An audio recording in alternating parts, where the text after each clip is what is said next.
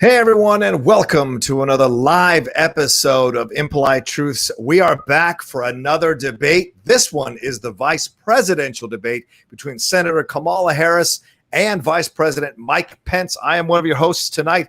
I am the Outlaw John Rocha, and I'm joined as always by my lovely co-host over there, Dorina Arellano. How are you, Dorina? When you said lovely, I didn't know who you were talking about. Hello, John. Lovely and dark and witchy. Yeah, we'll see. This year is certainly witchy. Hello, everybody. I've been having a good time discussing horrible things happening in the world with John in order to educate and help educate everybody out there. So thank you for joining us. Obviously, these debates have not been easy to watch. So we thank you for joining us. That's why we wanted to do this. So we can all cry together here. And then we're very happy that we have two wonderful guests with us today. Hello, Claudia and Steve. Hello. Hi. Yeah. Thanks for having us joining us for the Cry Fest. I could not get that sentence out of my mouth. That's all right. Let's do proper introductions here. Claudia Dahl from Studio CNC. She's a writer, actress, dancer, creator, and a producer. And my friend Steve Morris, you guys know him. If you know the Cinephiles, he's my co-host on there. He is the engine behind the Cinephiles. He is a writer, producer, director, and host as well, and a massive fan of politics and been involved in the political scene for quite some time, for generations. So we've had many political discussions off mic. So I thought it'd be great to bring him on here. And Claudia was such a great guest last time for the presidential debate. So I think you're in great hands with all four of us to hold you and hold each other while we cry as we watch this debate, for sure. That's for sure. Hold me. That's what we can't do during COVID. None of us can hold each other. Don't do that. Don't hold each other. Hold each other metaphorically. Do not listen to the president. He doesn't know what he's talking about. It can't possibly be as bad as last week, right? I mean, it's true. That's true. I mean, that was one of the worst things I've ever seen. I think tonight we are going to see, a vice presidential debate as opposed to whatever that other thing was. I agree. Right. You don't anticipate that Mike Pence is going to be who would take the chance to interrupt Kamala Harris? I mean, I certainly would. Am I saying that right? Is it Kamala or Kamala? I think it's Kamala. Kamala Harris. So I wouldn't want to get involved in interrupting her for fear of what might happen to my face. I have a feeling she's not someone you want to mess with. So Pence will take it. Even through the plexiglass, I got a feeling Kamala would have some words to say if he started to interrupt her in the middle of her comments. It'll be interesting to see what tact Pence does take. Claudia, you were talking before we started the show that he is actually a better debater than people give him credit for. So a lot of people were already thinking that or predicting that Kamala was going to run all over him. Do you think that's not going to happen tonight? It'll be more even. I think it'll be a little bit more even. I mean, he knows how to talk. He's a radio guy, he's not completely unhinged like, the super spreader in chief from last week. But she is a prosecuting attorney, and she's a senator who's part of a ton of hearings, and we've all seen her argue. We've all seen her line of questioning. She can't really be budged, and I don't think that he's a person that can rock her. Yeah. What do you anticipate we see, Steve? I mean, we've seen both of these learned people have a good debate performances. Kamala, when she first started out coming into the Democratic process, that first debate she became the star of the show after the first debate and then kind of receded eventually, but now she's back on a stage to go toe-to-toe with someone like Mike Pence. What do you anticipate we'll see tonight? Well, I think you're going to see very specific battling strategies. I think what Pence is going to try to do is to follow up on the strategy, if you can call it that Trump started, which is to create separations within the Democratic Party so that they're going to try to separate Harris from Biden. And they'll, you speak of, what was her best moment in the debates? Well, her best moment was an attack on Biden. And that's definitely going to come up. The tactic of separating the Biden campaign from the left wing of the Democratic Party, from Bernie and AOC. So we're going to hear Pence bring up the Green New Deal. He's going to bring up Medicare for all. And in particular, he's going to bring up defund the police, because and that's going to be a real weapon he's going to try, I bet, to use against Kamala, because as a former district attorney and attorney general, she had relationships with the police. She's come under some criticism from that. So Pence is going to try to exploit that while all the time trying to defend Kamala's attacks on COVID. I mean, it's just unavoidable. He's the head of the COVID task force. The most important person he should be trying to protect just got COVID. The whole thing was pretty much a disaster, and he's going to try to stay away from that topic as much as possible. Yeah, Dorina, do you see him being on his heels in this one? Like, do you see him having to fight against a number of issues that he looks to be on the wrong end of, at least initially, with the COVID situation? I mean, one of the criticisms of Kamala was that she was too in bed, so to speak, with the police, too connected to the police, too defensive of the police, and was a bit more too, I don't know, strict with some of her decisions and some of her judgments as a prosecutor. So is that really a tact or a line that he can go after Kamala for? Yeah, I mean, look, I said this at the last debate we did, which was last week, apparently, even though it's been 87 years, as the Titanic lady said. Look, it's pretty crazy to me that things are still being treated in our media environment as these are normal debates, especially given this week. And I think I'm not sure. I believe the moderator, Susan's page, I'm not sure what she's going to stick to and what questions she's going to be asking. But I would like to see not just the things that Steve and Claudia pointed out, which are obviously important topics to talk about, that are all these policies as to why people are voting, but just the handling of this week as to how the government, how this administration has handled specifically not just our president super spreaders health, but like just basically like that party that happened at the White House. And now we're hearing that more and more people are getting sick, right? I don't even know Pence could be sick. That's why they are going to have plexiglass today. So I'm curious to see if the moderators and pages is going to actually be asking questions about the fact that, are we getting proper information from the government, from this administration to the public? Because we haven't. Yeah. So there's a lot of things that not only have they been lying to the public, but on top of that, they are endangering the public physically. Like there was somebody said a joke on Twitter that might be a joke, might be true, that basically you have a bunch of people getting sick in DC, in the Capitol, and there's more people getting sick there than in somewhere like New Zealand. Right. So like those are the people that I'm worried about right now. Right. Because the president and every other person that he works with, including Pence, et cetera, they all have access to the health care that most Americans deserve that we don't have. Right. Yeah. Like they all have the best doctors. Socialized health care.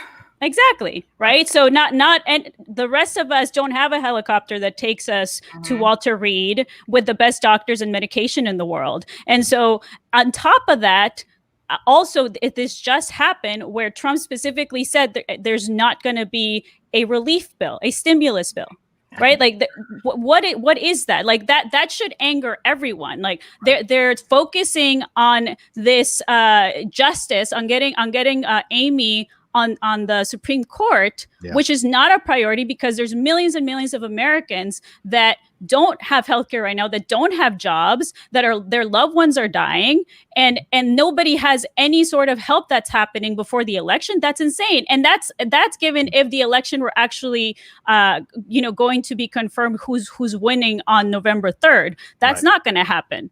Right. We're going to have to wait a little bit for that. So I'm curious as to what questions are going to be asked tonight. But that's what's on my mind compared to any of these policies. Like the rest of that stuff doesn't matter right now because millions of Americans are without jobs and they're having to pay bills and they're having to pay rent and millions of Americans are without healthcare as well. Yeah, and Eric Stevenson brings up a very good point as well. He said it's insane that all of the Joint Chiefs of Staff had to quarantine because of this administration. All these generals, had to quarantine themselves out of fear they might have gotten infected by Trump, who was infected before he claimed to have been infected and was at the debate last week totally infected and did not tell the Biden campaign about it. Melania wore that mask because at least maybe she has one iota of decency and didn't want to spread it to anyone else around her. But other people did not. Other people were wearing the mask, were not wearing a mask brazenly, who were possibly infected or had been exposed to Trump for some time. So it's this kind of careless recklessness that I don't give a fuck about you attitude that drives me insane about this administration. And I agree with you, Dorina. I don't see how more and more people don't see that. But we did see recently, or the last couple of days, that Joe Biden has a 16-point lead according to the latest polls over Trump, and that Trump getting the coronavirus, the COVID, did not bump up his poll numbers. Consequently, today, no surprise, the Justice Department breaking a decades-old rule of launching an investigation before an election. They are going to investigate supposed allegations of voter fraud throughout and will not confirm the election until they finish their investigations. This is a desperate attempt by a failing autocratic regime or faux autocratic regime to retain power. And I find this to be really unsettling. And I don't know how Pence is going to defend any of that. And Kamala needs to bring it up throughout this debate for sure. What do you guys think? Well, this is, I think, the ultimate expression of Trumpism. You know, Trump begins as a real estate guy who continually lies about his real estate property. He lies about how tall the building is. He lies about his occupancy. He lies about his stakes, about his university, about how well his casino is going to go. And what's amazing is that as he has gained in power and been reaffirmed by the base that loves him, is he's continued to double down on this. And even in this moment after getting COVID, even at this moment where you would expect like a modicum of change, nothing happens. And in fact, he goes even further, pushing things to the very edge. And I believe he has pushed things too far, but I've said that before and been wrong every single time. Right. Yeah, I mean, it was this point last year, right? That or 4 years ago that Hillary was up by 14 points in the polls. So don't go, just go and vote because it's 16 points, whatever. I just it makes me nervous. Yeah, well, and that's the national poll. I mean, you know, like it's all about the battleground states. It's not about the national poll. Yes, you're right. And just to the 200 or so people that are watching us, thank you for joining us. If you have any questions for us, we have our streamlabs.com/impolite truths. I already see some Streamlabs popping in, as well as Super Chat. If you want to send any questions or comments to us, we appreciate your support. Also, if you are just tuning in and you have no idea who we are, and you're like, who are these people that are talking about politics? Look, all of us are concerned citizens. I don't think any of us actually come from the political world specifically. But we've all have different backgrounds as to we all have interest in what's happening because we're worried for our country. We're worried that this administration has not handled this pandemic properly. We're worried that if they get reelected, we're screwed. And we all want to get back to our normal lives. Most countries have already gotten back to their normal lives. I'm very jealous, and that's good for them. But we're nowhere near that, right? So and then we have a president that says, "Hey, don't be afraid of it. It's fine." Which is so incredibly irresponsible. The first thing he did when he got back from Walter Reed was to take the mask off for a photo op. Like, there's people around, and you still have it. You're still infected. Like. And this is happening while I'm sending condolences to friends. Yes. And while medical professionals that have been on the frontline workers, that is so offensive to them. The hard work that they've been doing this whole year during this pandemic, watching people suffocate, watching people die in hospitals. It's a horrible, offensive thing that this guy's doing. So I am not for the Dems, guys, but I definitely am voting against Trump, just so you know. You know, Trump is the ultimate example of born on third base and thinks he hit a triple. And everything in his life has reaffirmed that philosophy is correct. You know, so he does all these ridiculous things. Guess what? He gets elected president. He catches this deadly disease. Guess what? Within 3 days, he thinks he's better. Now, he might not be better. You know, we still, the jury's still very much out on that. But the lesson that he learns is what he's been saying all along about COVID being no big deal. I was right. Because he takes that fact that he got very, very lucky and had literally the greatest healthcare in the world to prove that this isn't a big deal. Yeah, absolutely. And here's another thing. Oh, go ahead, Dorina. Oh, I was just going to let me know when you wanted me to read some Streamlabs before the debate starts. Oh, yeah. I was going to put it as a ticker. Hold on. Let me see if I can make this, sorry. Let me see if I can do this correctly. You got this, Grandpa.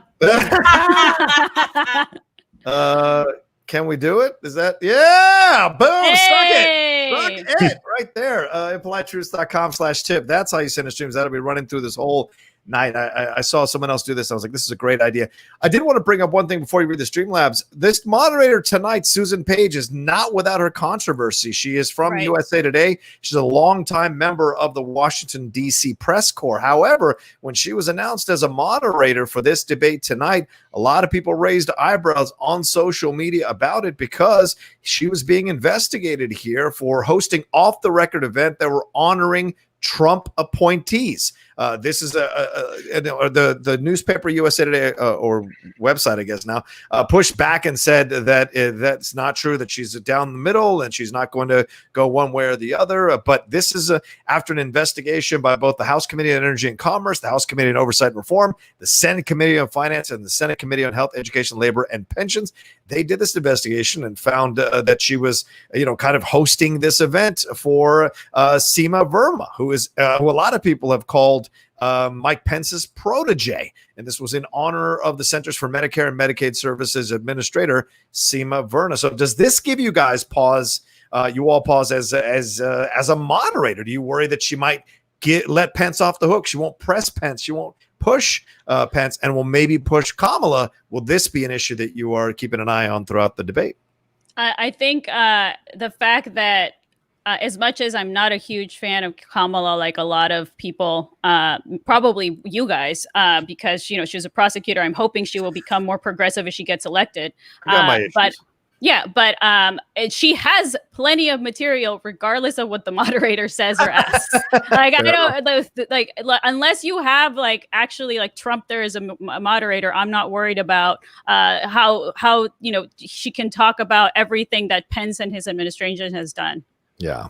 So, what do you guys? What about this? Isn't going to be last week? Where last week the moderator was an active participant in a consistent shit show. Yes. I mean, this time she's going to ask her questions. Is it possible that she could frame the questions in a more way that's more difficult for the left? Yeah, that's possible. But I don't know. I'm always concerned that with the way things are in politics today, that we see conspiracies before they happen, so I don't know enough about her to have any judgment about it, but my guess is we're not going to see anything like that. Okay. No, I mean, there were quite a few moments last week where I feel 100% like Chris Wallace should have been like, stop, you can't say that, that's inappropriate, derogatory comments towards past nominees and stuff like that. But I agree, I don't think it's going to be that way this week. I mean, I'm sure there'll be a couple of things where I'm like, well, that seems a little too conservative, a little too Fox-like, but I don't know. Again, I don't know.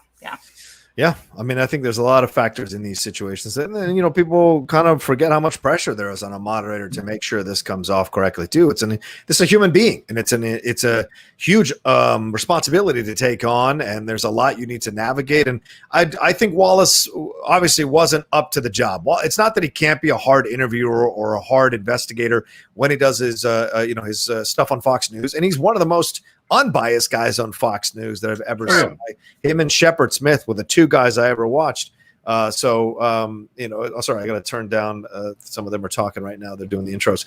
But yeah, some of the best unbiased stuff you'll see on Fox News is from Chris Wallace. That being said, he wasn't strong enough to stop the president. I think a stronger person is telling him to shut up or keep it down. But that's also do you say that to a president? You still got the office and stuff to do. Well, and that's why they were impossible situation. Yeah, and that's why they were talking about if the next debate happens when it's supposed to be scheduled, because who knows right now. They're talking about changing next week. Changing things in order to maybe mute the person's mic because they're not respecting things. I mean, that's where we've gotten. Right? You can't even have a normal conversation, a normal debate where people are actually talking policy and they're actually talking about their platform and what they're going to and what they plan to do to help the American people during this crisis. Right? Yeah. We didn't hear any of that. We heard a little bit from Biden's end, but it wasn't a debate. Nobody won. America lost. In case anybody thinks, oh, I think this guy did great over the other. No, but we all lost. So I'm hoping that at least tonight we'll get to hear actual policy. We'll get to hear people actually talking about what their plan is to help us. I mean, Pence is obviously gonna lie a ton. We'll see about Kamala. We'll try to fact check her as well. We'll see. Absolutely. Right now, Ruth Watkins, the University of Utah president, that's where this is happening, at the University of Utah. She is on the stage now and kind of giving people what's going to happen. There are pages that are standing next to her with masks on. She does not have a mask on right now because she's talking. And the debate will start in about 12 minutes and 20 seconds, according to what C-SPAN has. And you'll be, for those of you who are watching us right now, you'll be able to watch the debate with us. I am going to share my screen and my audio, and you'll be able to watch the debate along with us on the screen there, and we'll chime in with comments and what have you throughout, and then afterwards we'll do a post debate analysis of what we saw. Dorina, how do you see Kamala or Pence? I mean, Pence, I don't anticipate Pence will in any way separate himself from the president, but do you think Kamala will throw in some of her points of views to kind of push Pence Biden in a certain direction, or kind of put Biden on notice a little bit? Or do you think they're unified in this conversation? It'll be interesting to see, because as somebody who is, I voted for Bernie. I'm on the left. I as much as I am still maybe agree on the with the right about certain situations with freedom of speech and things like that, right? The issue is that I feel like the Dems have been trying really hard to win over Republican and moderate voters, and they haven't done a great job at reaching progressive voters. In fact, Biden has repeatedly said, "Oh, I beat Bernie." I think he's trying to distance himself from the socialism idea, which is the dumbest thing, because clearly Biden is not a socialist. Right. If anybody was a socialist, was Trump this week using our hospital tax money to save himself, even though he didn't pay taxes. So anyways, but my thing is I hope that Kamala actually makes the point to be inclusive towards these progressive voters, towards these marginalized communities that have been turned off by the Democratic establishment, right? By the DNC, showing that they have their, corporate donors there, similar to obviously the GOP. They're all the same, right? Like a lot of people that are in government are beholden to their corporate donors. And I'm one of those people that wants money out of politics. So I hope that Kamala talks about things that might turn those disenfranchised voters on, right? Like the people, I don't think people are so much undecided as they're not encouraged to vote, because they're in a situation currently that is similar to a situation that they've been when Obama was president, right? They've been having issues in their own lives, and they've been struggling before Trump, right? So their life hasn't changed as much. So I'm hoping that the Democratic platform will actually be talked about in a way that we're going to help those people. We haven't been helping you, but we are. And I think that that's going to actually win voters, because I think Biden did a good job. I don't know if you guys saw the town hall, but there is a lot of things that he said that I was happy to hear that I hadn't heard him say before. So I'm hoping we'll see more of that tonight. I think that's the tightrope that they have to walk, is that the Biden Harris have to hold on to the progressive wing of the Democratic Party while simultaneously attracting those, unhappy Trump voters and keeping and particularly things like Trump won senior citizens in the 2016. Well, they're starting to turn on him, in particular because of COVID, because of this last incident. And Florida and Ohio have a lot of senior citizens. So how do Biden and Harris navigate bringing those onto his campaign without alienating the progressive wing? And it's exactly that, Steve. I really hope when I say marginalized communities, I include a lot of people on red states that are poor. I'm not including just people of color and Black communities. There's a lot of white people out there that are also struggling, and that did vote for Trump in 2016, thinking that he was going to drain the swamp. Obviously, he hasn't. Obviously, he's made things worse. But so that's why I'm hoping. But the Dems haven't done a great job at reaching those voters. Yeah, well, maybe they have with the 16-point lead. We'll see. We got 8 minutes and 21 seconds left. Do you want to start reading some Streamlabs real quick, Dorina, before we go? Yes. So streamlabs.com/Impolite Truths. Thank you, Deflated Brady, my favorite name, who says, when you look at the new poll numbers showing Biden with a double-digit lead, be happy about it, but do not become complacent. The only way to be sure Trump can't challenge the results is a decisive landslide. We all still have to vote. Also, shout out to gay Twitter for taking over the Proud Boys hashtag. So great. Truly, really well done. That was very happy. That's my type of proud boy right there. All right. What do we got next? You got a super chat here. Oh, yeah, so we do. far. Real quick. It's from Andrew G. He says, sending some Canadian love down. Peace, kisses, XOXO. So there you go. I love Thank you, Andrew. Thank you, Andrew. Thank you for the kisses, Andrew. Kisses back at you, Andrew. Do we have any more stream lives? Is that it? That's come through so far? Let me see. I don't think Okay. so. I think it's just deflated Brady. Yeah. Okay. So John, what are you hoping that is actually like? We're actually going to get a debate tonight, unlike last week. So how are you feeling just this week? I'm curious with everything going on and all the craziness coming out of the White House, and how do you think it's going to impact that tonight? Well, I think Pence is going to do everything possible to defend every decision Trump has made. Him coming early, he's going to, build him up and see some kind of, medical miracle is what his body is, some kind of medical miracle, kind of like the Kim out of the Kim Jong-un playbook for sure. I think we're going to see that. So I don't see him in any way, shape, or form not defending every single decision the president has made. What I think Kamala is going to try to do is unsettle him and throw him off his game. And like Claudia said earlier, she's a prosecutor. So she's going to know how to dissect things that he's saying and bring them back 20 minutes later to undercut something that he said that he's currently saying. So I'm hoping, though, that amidst all this gotcha stuff, that we actually get some policy conversations. That's what I'm hoping to see is Kamala do what Biden was unable to do or was stopped from doing, which was to be able to explain succinctly and thoroughly what their policies are with whatever issues are being brought up. I don't know if we'll get national security issues brought up, but certainly the COVID situation is something to talk about, as you mentioned earlier. The defund police stuff, as Steve mentioned earlier as well. I think all of that will definitely be discussed and brought up, and I'm looking for a little more of a cohesive presentation by Kamala, because by default, she has become the spokesperson for the Biden-Harris campaign because of the crap that Trump pulled last week. So now it's Kamala who's got to really lay out the plans and lay out her vision or their vision for America if they are to be elected on November 3rd. So that's what I want to see or hope to see tonight. I do think Pence will pull some tactics. I think he'll laugh or scoff or do his thing he likes to that bullshit move that he likes to do. I anticipate we'll see that. Where he's like, mother. Yeah. Yeah, right. Sure.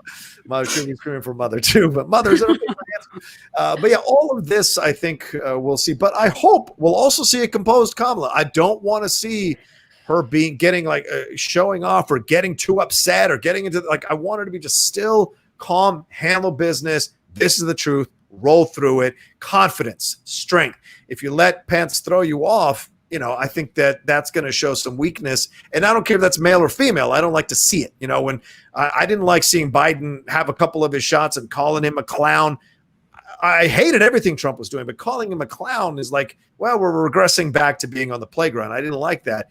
Him telling him to shut up, I understood that because after a while, enough is enough. So I hope we see a very strong Kamala tonight who takes no guff from Pence, but doesn't break her cool either. That's what I'm hoping to see. Does everybody, just really quick, do you think that Susan Page, the moderator, is actually going to be asking questions pertaining to, for example, the tax story, the Trump tax story that came out literally last week, and now we're all distracted by all of this? Do you think that there's going to be any talk of what's going on there? I hope so. I doubt it. I don't know. Yeah. I doubt it. I feel like that's not going to happen. Well, particularly because it's not a Trump debate. You know what I mean? Like asking Pence about Trump's taxes, what's he going to say? Right. The big thing I'm hoping is, and it's my secret real hope is that this debate reminds the American people of how this stuff is supposed to go. Like we've been so blinded to the reality of the way American politics used to work that most of us have forgotten. And if they have a really strange thing that has occurred to me is that if Pence is part of a reasonable, normal debate, it plays entirely into the Biden-Harris plan because it brings out into this sharp resolution how insane our world has been for the last 4 years. Yeah. I also would like to see her humanize the data, because COVID has been such a huge conversation, especially in the last week. And we hear the 212,000 people that have died, 7.5 million people who are infected. We hear these numbers all the time, and I think we've become insensitive to it. But if you can humanize the data and make it very abundantly clear that it's not a left or a right thing, that it's really affecting all of us and it's very dangerous, I think that would be something to see. Absolutely. The debate starts in about 3 minutes, Cheryl. I'm keeping a tab on it, so don't sweat it. I'll be putting it on the screen. Absolutely. It's going to be starting really soon. No, so far no one has come out, but if we want, I can share the screen now, just kind of get us prepared for that. Let me find that here and share the audio. In the meantime, while you do that, John, I'll read more Streamlabs. Yeah, please. We have Alex Ainsworth. Thank you for your contribution, Alex, to streamlabs.com/impolite truths. Says, hey, everyone. Hey, John, Steve, not Claudia and Dorina, apparently. Thanks, Alex. No, I'm kidding. Longtime cinephiles, listener, and Patreon. That's why he's saying hi to you guys. Here's to a coherent debate tonight. What's the number one issue y'all want covered from the Vices? COVID. It's COVID. Yeah. I mean, what else? I mean, like, what else is there? Right. Yeah, I mean, it's been handled poorly. Like, people keep saying, "Oh, I keep hearing Trump supporters say he did a great job," and I'm confused because number one, they got rid of the pandemic response team, like before this pandemic happened. On top of that, they've been minimizing the threat. They haven't done any sort of federal plan for small businesses to recover. Every state is doing different things. There's a reason why it's spreading all the way to the freaking White House. Right? Nobody is immune, no matter what party you lean to, no matter if you're a liberal, a conservative, a leftist, whatever you are. The pandemic does not judge; it will just take you. This disease will hurt anybody, including the president. So I just hope that this helps people take it more seriously, because clearly that has not been happening. Yeah, I agree. Looks like something's happening. Yeah. Can you guys hear it? I don't hear anything. You guys hear anything? Maybe there's no sound coming out. Did you share the audio? Yeah. Okay, so maybe there's no sound yet. Yeah.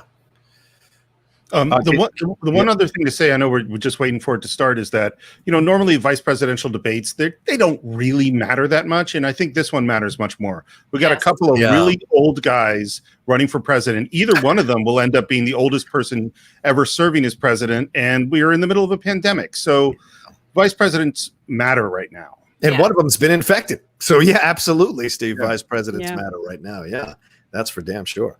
Yeah, go ahead. Sorry, Dwayne.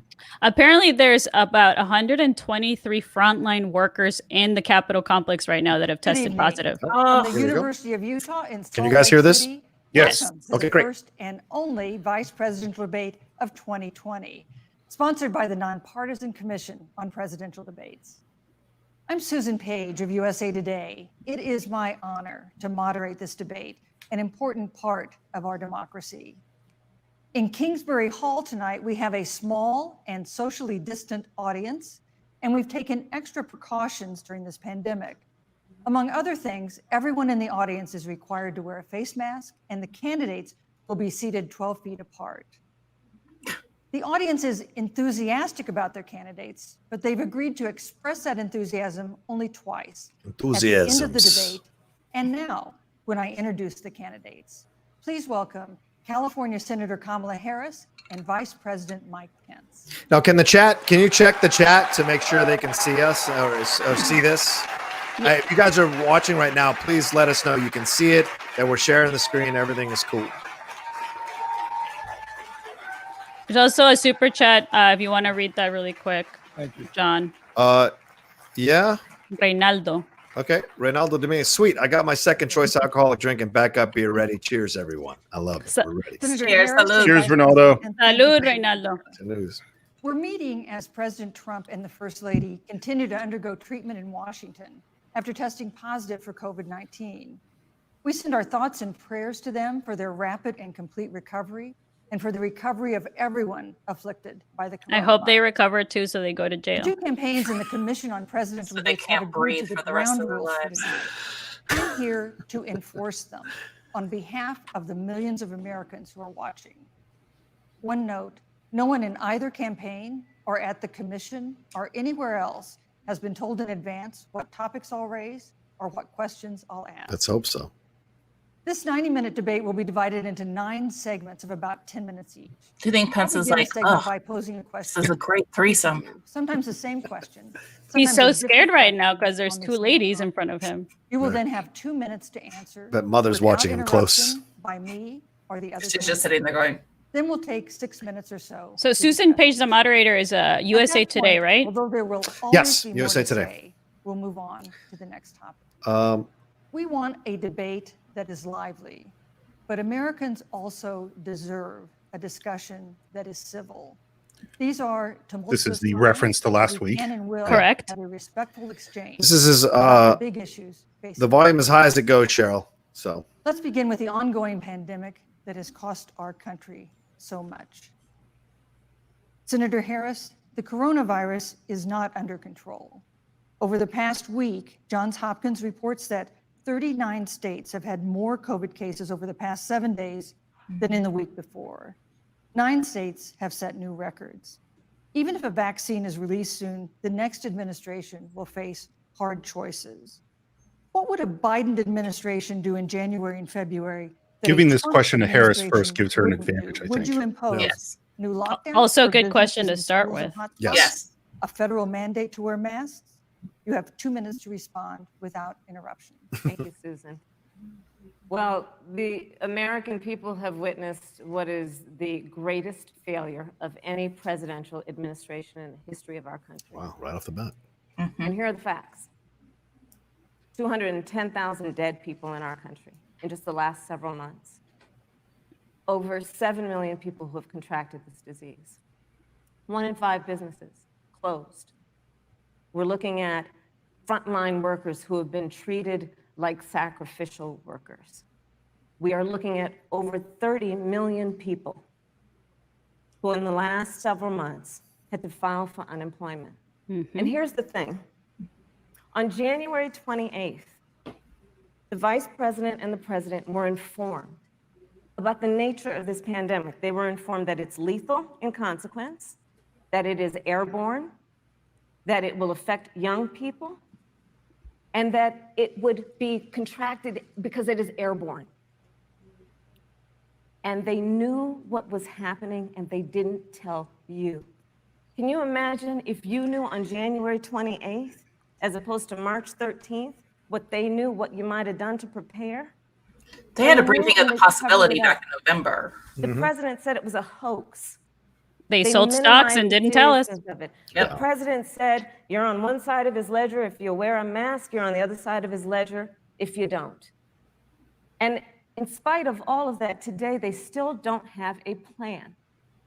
They still don't have a plan. Well, Joe Biden does. And our plan is about what we need to do around a national strategy for contact tracing, for testing, for administration of the vaccine, and making sure that it will be free for all. That is the plan that Joe Biden has and that I have, knowing that we have to get a hold of what has been going on, and we need to save our country. And Joe Biden is the best leader to do that. And frankly, this administration has forfeited Thank you, their Senator right to Harris. re-election based on this. Thank you, Senator Harris. Good answer. Vice Yeah. President Pence, more than 210,000 Americans have died of COVID-19 since February. The U.S. death toll as a percentage of our population is higher than that of almost every other wealthy nation on earth. For instance, our death rate is 2.5 times that of Canada next door. You head the administration's coronavirus task force. Why is the U.S. death toll as a percentage of our population higher than that of almost every other wealthy country? And you Why, have 2 minutes Mike? to respond without interruption. Yes. Susan, thank you. And I want to thank the commission and the University of Utah Blah, for blah, blah. hosting I'm this not worried event. about her being And, biased Senator right now. Harris, it's a privilege Yeah, to be on the agreed. Yeah, stage true. with you. And our nation has gone through a very challenging time this year. But I want the American people to know that from the very first day, President Donald Trump has put the health of America first. Before there were more than 5 cases in the United States, all people who had returned from China, President Donald Trump did what no other American president had ever done. And that was he suspended all travel from China. That's a the lie. second largest That's a lie. economy in the world. I'm writing this They're down. just Fact repeating. check. Joe Biden opposed that decision. He said it was xenophobic and hysterical. Another lie. But I can tell you, having led the White House Coronavirus Task Force, that decision alone by President Trump bought us invaluable time to stand up the greatest national mobilization since World War II. Everything's greatest. And I believe it saved hundreds of thousands of American lives. Because with that time, we were able to reinvent testing. More than 115 million tests have been done to date. What? People We still were able can't to get it see now. to the delivery of billions of supplies so our doctors and nurses. At had the least they're resources letting that each they other needed. talk. That's right. And we began really before the month of February was out to develop a vaccine and to develop medicines and therapeutics that have been saving lives all along the way. And under President Trump's leadership, Operation Warp Speed, we believe we'll have literally tens of millions of doses Kamala of said vaccine before the end of this year. Well, it's The very reality is, when you impressive look how at the you can Biden lie plan, a it lot. reads an awful lot. Yeah. Oh, What he's President great Trump at and it. I and Yeah. our task force have been doing every step of the way.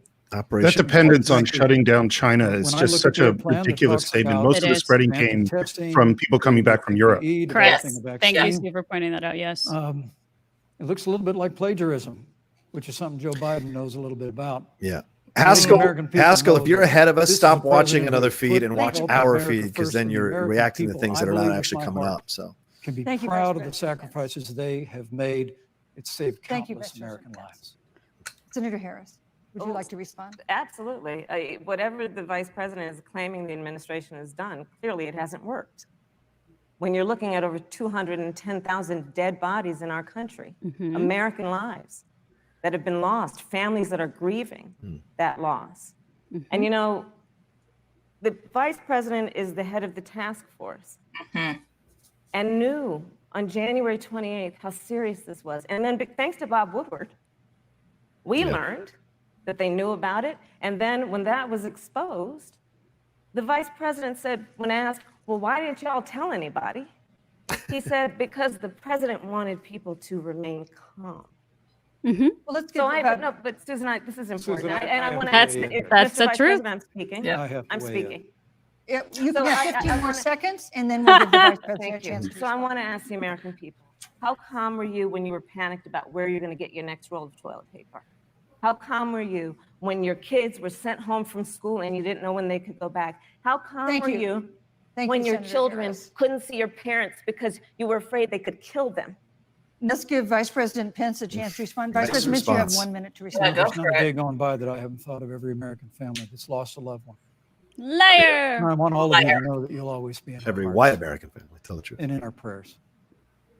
No, they But don't when you even say care what the about American white people people. They have don't care done about over anyone. these last They No, just eight want to. months, They just want to stay in power. Like This the isn't a- great history. Indiana. This isn't a racial The issue. This, sacrifices the they just American don't people care. have They made. just want to stay in power. The reality, if I may finish, then, the reality is, Dr. Fauci said, everything that he told the president in the Oval Office, the president told the American people.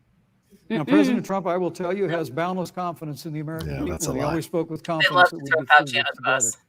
But when you say it hasn't worked, when Dr. Fauci and Dr. Birx and our medical experts came to us in the second week of Birx. March, they said if the president didn't take the unprecedented step of shutting down roughly half of the American economy, that we could lose 2.2 million Americans. They love this That's too. the reality. Thank you. They also Thank you, said Vice to us, if President we did Pence. everything right, Susan, we could still lose more than 200,000 Americans. Vice Now, President one Pence. life lost is Thank too you. many, Susan. But the American people, I believe, deserve credit for the sacrifices that they have made, putting the health of their family and their neighbors first. Are you gonna Our doctors, moderate our or nurses, not? our first Thank you, Vice responders. President There Pence. you And go. I'm going to speak up on Honestly. behalf of what the American people have done. Vice President Pence, you were in the front row in a Rose Garden event 11 days ago. What seems to have been a super spreader event for senior administration and congressional officials. No social distancing, few masks, and now a cluster of coronavirus cases among those who were there. How can you expect Americans to follow the administration's safety guidelines? This is to the protect question I them wanted her from to ask. COVID, Mhm. Yes. when you at the White House have not been doing so? Well, the American people have demonstrated over the last 8 months that when given the facts, they're willing to put the health of their families and their neighbors and people they don't even know first. How? Yeah, but President you're Trump not. and I have great confidence in the American Wait, all those people maskless riots and and their rallies. Give me a ability break. to take that information and put it into practice. In the height of the epidemic, when we were losing a heartbreaking number of 2,500. We're still losing. We surged resources to New Jersey and New York and New Orleans and Detroit. We told the American people what needed to be done, and the American people made the sacrifices. When the outbreak in the Sun Belt happened this summer, again, Americans stepped forward. But the reality is the work of the President of the United States goes on. A vacancy on the Supreme Court. He is tweeting a lot. I was going to say what the President introduced Judge Amy He tweets Coney a Barrett. lot. I could be president too. If I may So he's say, pivoting to the Supreme Court. Yep. yes. There's been a great deal of speculation about it. My wife Karen and I were there and honored to be there. Mother, shout out, mother. Honored to be at a super spreader event that endangered people that don't have the healthcare that you have. Which all of our scientists regularly and routinely advise. The difference here is President Trump and I trust the American people to make choices in the best interest of. That's the next talking point. Joe Biden. Blame China, Kamala trust the Harris American people. consistently talk about. That's the number one thing he's going to mandates, stress not tonight. just The mandates American with people, the coronavirus, American people. but Yeah. a And government bringing up takeover the of SCOTUS healthcare, thing. Thank the you very Green much. New Deal. Because conservatives all are happy that government that we control. could There's have the a Green New Deal. I knew it was going to come up soon. Yeah. Talk about respecting the American people. You respect the American people when you tell them the truth. You respect the American people when you have the courage Which we've to be a always leader, done. speaking of those things that you may not want people to hear, but they need to hear so they can protect themselves. But this administration stood on information that if you had as a parent, if you had as a worker, knowing you didn't have enough money saved up, and now you're standing in a food line Which no one does. because of the ineptitude of an administration that was unwilling to speak the truth to the American people. So let's talk about caring about the American people. The American people have to sacrifice far too much because of the incompetence of this administration. It is asking too much of the people. Susan, we talked No, about Vice It this. is asking too much of the people. Look- That they would not be equipped with the information they need to help themselves to protect Susan, their the parents. president- Yeah, I'm well, sorry. their administration Like is Senator literally Harris, having I'm sorry. CDC That's fine, spokespeople Kamala. No, lie Senator about Harris, our health We'll have to get issue, back like to normal. like actual health Dr. Anthony guidelines and Fauci other changing like experts health say information that during most a of the people pandemic. who That's can be crazy. vaccinated need to be vaccinated. But half of Americans now say they wouldn't take a vaccine if it was released now. Or sorry, not If CDC, the Trump HHS, I should have administration said. approves a vaccine Well, also the before or information after of the the CDC. election, Yeah. should Americans Yeah. take it, and would you take it? If the public health professionals, if Dr. Fauci, if the doctors tell us that we should take it, I'll be the first in line to take it. Absolutely. But Good. if Donald Trump It's a tells good us answer. that we should take it, I'm not taking it. Of course. Yeah. Yep. Vice President, seen Pence, there have 28 been a days lot of later. repercussions from this pandemic. In recent days, the president's diagnosis of COVID-19 has underscored the importance of the job that you hold and that you are seeking. That's our second topic tonight. It's the role of the vice president. One of you will make history on January 20th. You will be the vice president. By the way, the to White House oldest festivities for president Amy of the Coney United Barrett States also ever included had. an indoor Donald component. Trump will be Yes, I 74 saw years that. old on Inauguration Day. Of course it did. Joe Biden And no will be masks 78 inside years out old. either. That picture That was already unsettling. has raised concerns among some voters, concerns that have been sharpened by President Trump's hospitalization in recent days. Vice President Pence, have you had a conversation or reached an agreement with President Trump about safeguards or procedures when it comes to the issue of presidential disability? And if not, do you think you should? You have 2 minutes without interruption. Well, Susan, thank you, although I would like to go back. I don't want to do answer the move question. on. Well, the thank issue you, but I would like to Vice go back presidency. because the reality is that we're going to have a vaccine, Senator, in record time, in unheard of time, in less than a year. We It have doesn't make it 5 safe. companies in I mean, the phase last time 3 it was record clinical time, it trials. was in the And 60s we're for right the now months. producing tens of millions of doses. And that was Everything 4 I read, years. everything I read, they will The have fact the that you vaccine continue in to record time. undermine public confidence in a Yeah, vaccine. probably It's by not the end of gonna the be year. a vaccine Yeah. emerging They announced they during were going to Trump's have a administration, vaccine I think is supposedly in time for the election, Yeah. That's not going to happen. which is That's not- obviously not correct. Stop playing politics with people's lives. The reality is that we will have a vaccine. Yeah, those are we just believe, talking before points. the end of Yeah. this year. And it It's will all have the BS coming out of his capacity to mouth, save Of course. unfortunately. countless American lives. Same thing 4 years ago. Your continuous undermining of confidence. I think in the Trump vaccine is administration just- has mastered the just "I'm rubber, unacceptable. you're glue" Let me also argument. say, Right. You know, the reality is, and when not we talk answering the about- question. Well, about and failure, continuously Because it being bounces like, off me and sticks on we you. do know Yeah. what failure looks like. and in the pandemic. continuously saying, It was "Oh, 2009. this is Biden's America." I'm Swine like, flu it's arrived actually in the Trump's United America. States. We Now are he's gonna- living now- Thankfully, it these now he's 4 swinging years to is we're the Obama. president. not being as lethal. Now we swing into as Obama the and the swine flu. coronavirus. But before the end of the That year, argument again, it's when just Joe Biden was vice president of the United States, Yeah, there it is. not 7.5 million people contracted the swine flu. 60 million Americans contracted the swine flu. If the swine flu had been as lethal as the coronavirus in 2009, when Joe Biden was vice president, we would have lost 2 million American lives. His own chief of staff, Ron it Klain, makes no sense. would say last year that it was pure luck. It's also really sad They to did, see this quote, conversation everything when it's like, possible oh, well, wrong. your people died more And than during we this. learned Like, it's from just that. such, it's like people are still let the dying and you're not doing, Strategic there is no National federal Stockpile plan empty. for COVID currently. They left an empty He's also not hollow answering the pile. question about whether No. he talked learned with from Trump it. about I think new Vice President guidelines people within the will White say House to again, protect be people. Vice proud President Yeah. Pence, I'm sorry, of your what time we is have up. done. Hey, time's up. You didn't even answer the Please question. Thank you, Vice Stop President undermining Pence. confidence in a vaccine. Senator Harris, let me ask you the same question that I asked Sure.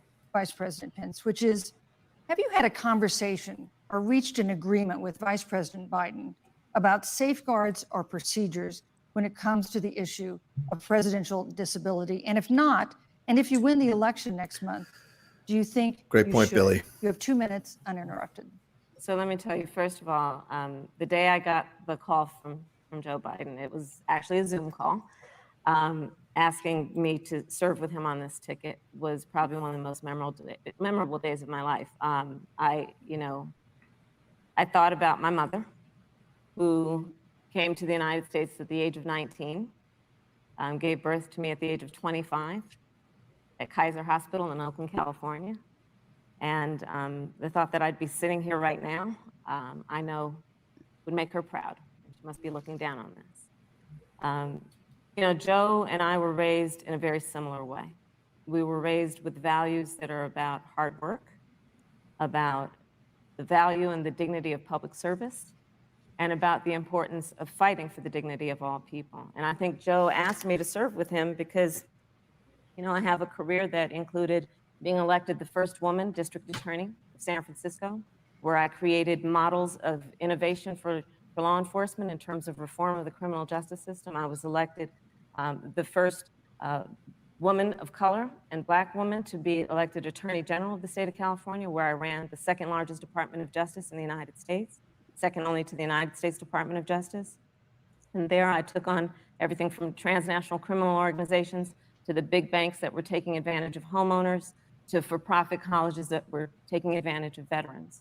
And then, of course, now I serve in the United States Senate as only the second Black woman ever elected to the United States Senate. I serve on the Senate Intelligence Committee, where I've been in regular receipt of classified information about threats to our nation and hotspots around the world. I've traveled the world. I've met with our soldiers in war zones. And I think Joe has asked me to serve with him because he knows that we share a purpose, which is about lifting up the American people. And after the 4 years that we have seen of Donald Trump unifying our country around our common values and principles. Thank you, Senator Harris. Neither President Trump nor Vice President Biden has released a sort of detailed health information that had become the modern norm until the 2016 election. And in recent days, President Trump's doctors have given misleading answers or refused to answer basic questions about his health. And my question to each of you in turn is this information voters deserve to know? Vice President Pence, would you like to go first? Well, Susan, thank you. And let me say, on behalf of the President and the First Lady, how moved we've all been by the outpouring of prayers and concerns. Oh my God. He seems very moved. And I do This- believe it's this is how emblematic of humans the prayers and express the concern that have ushered forth for every American impacted by the coronavirus. He's like a terrible Bill But the Clinton. care the President received. Awesome. I mean, so like he's like a Bill Clinton. Well, I mean, like the impersonation he's doing. Yeah, it sounds like he's doing a bad Bill Clinton. The American people I have too the felt right that to as know well. about the health and well-being. Yes. But of I the think he's president. doing what will he continue needs to to do, do. which Yes. is to And I'm just show extremely empathy, a thing that and Trump's was incapable of. More Right. Yeah, than- even more if than he's a little lying, moved, he's at least saying, by the oh, like we broad and hear you. I'm bipartisan talking about support. other people other And than Senator, I wanna myself. thank you So and he everybody sounds for your human, even though he's not. concern. And I also want to Well, congratulate. once you can fake sincerity, you got it made. I did on that phone call. It's a job of most politicians. Your nomination. Thank you. She should bring up his record, and in I the end, never expected to be on this stage 4 years ago, so I we're know going the to do the same feeling. thing now. But the reality is, we've got an election before the American people in the midst of this challenging year, and the stakes have never been higher. Thank but I you. think the Thank you, choice Vice has never President been Pence. clear. I want to give Senator Harris a chance to But respond. also, Question I the asked- swine flu did not cause an economic depression or alter American life. So I don't know why they keep bringing that up. That's all they have.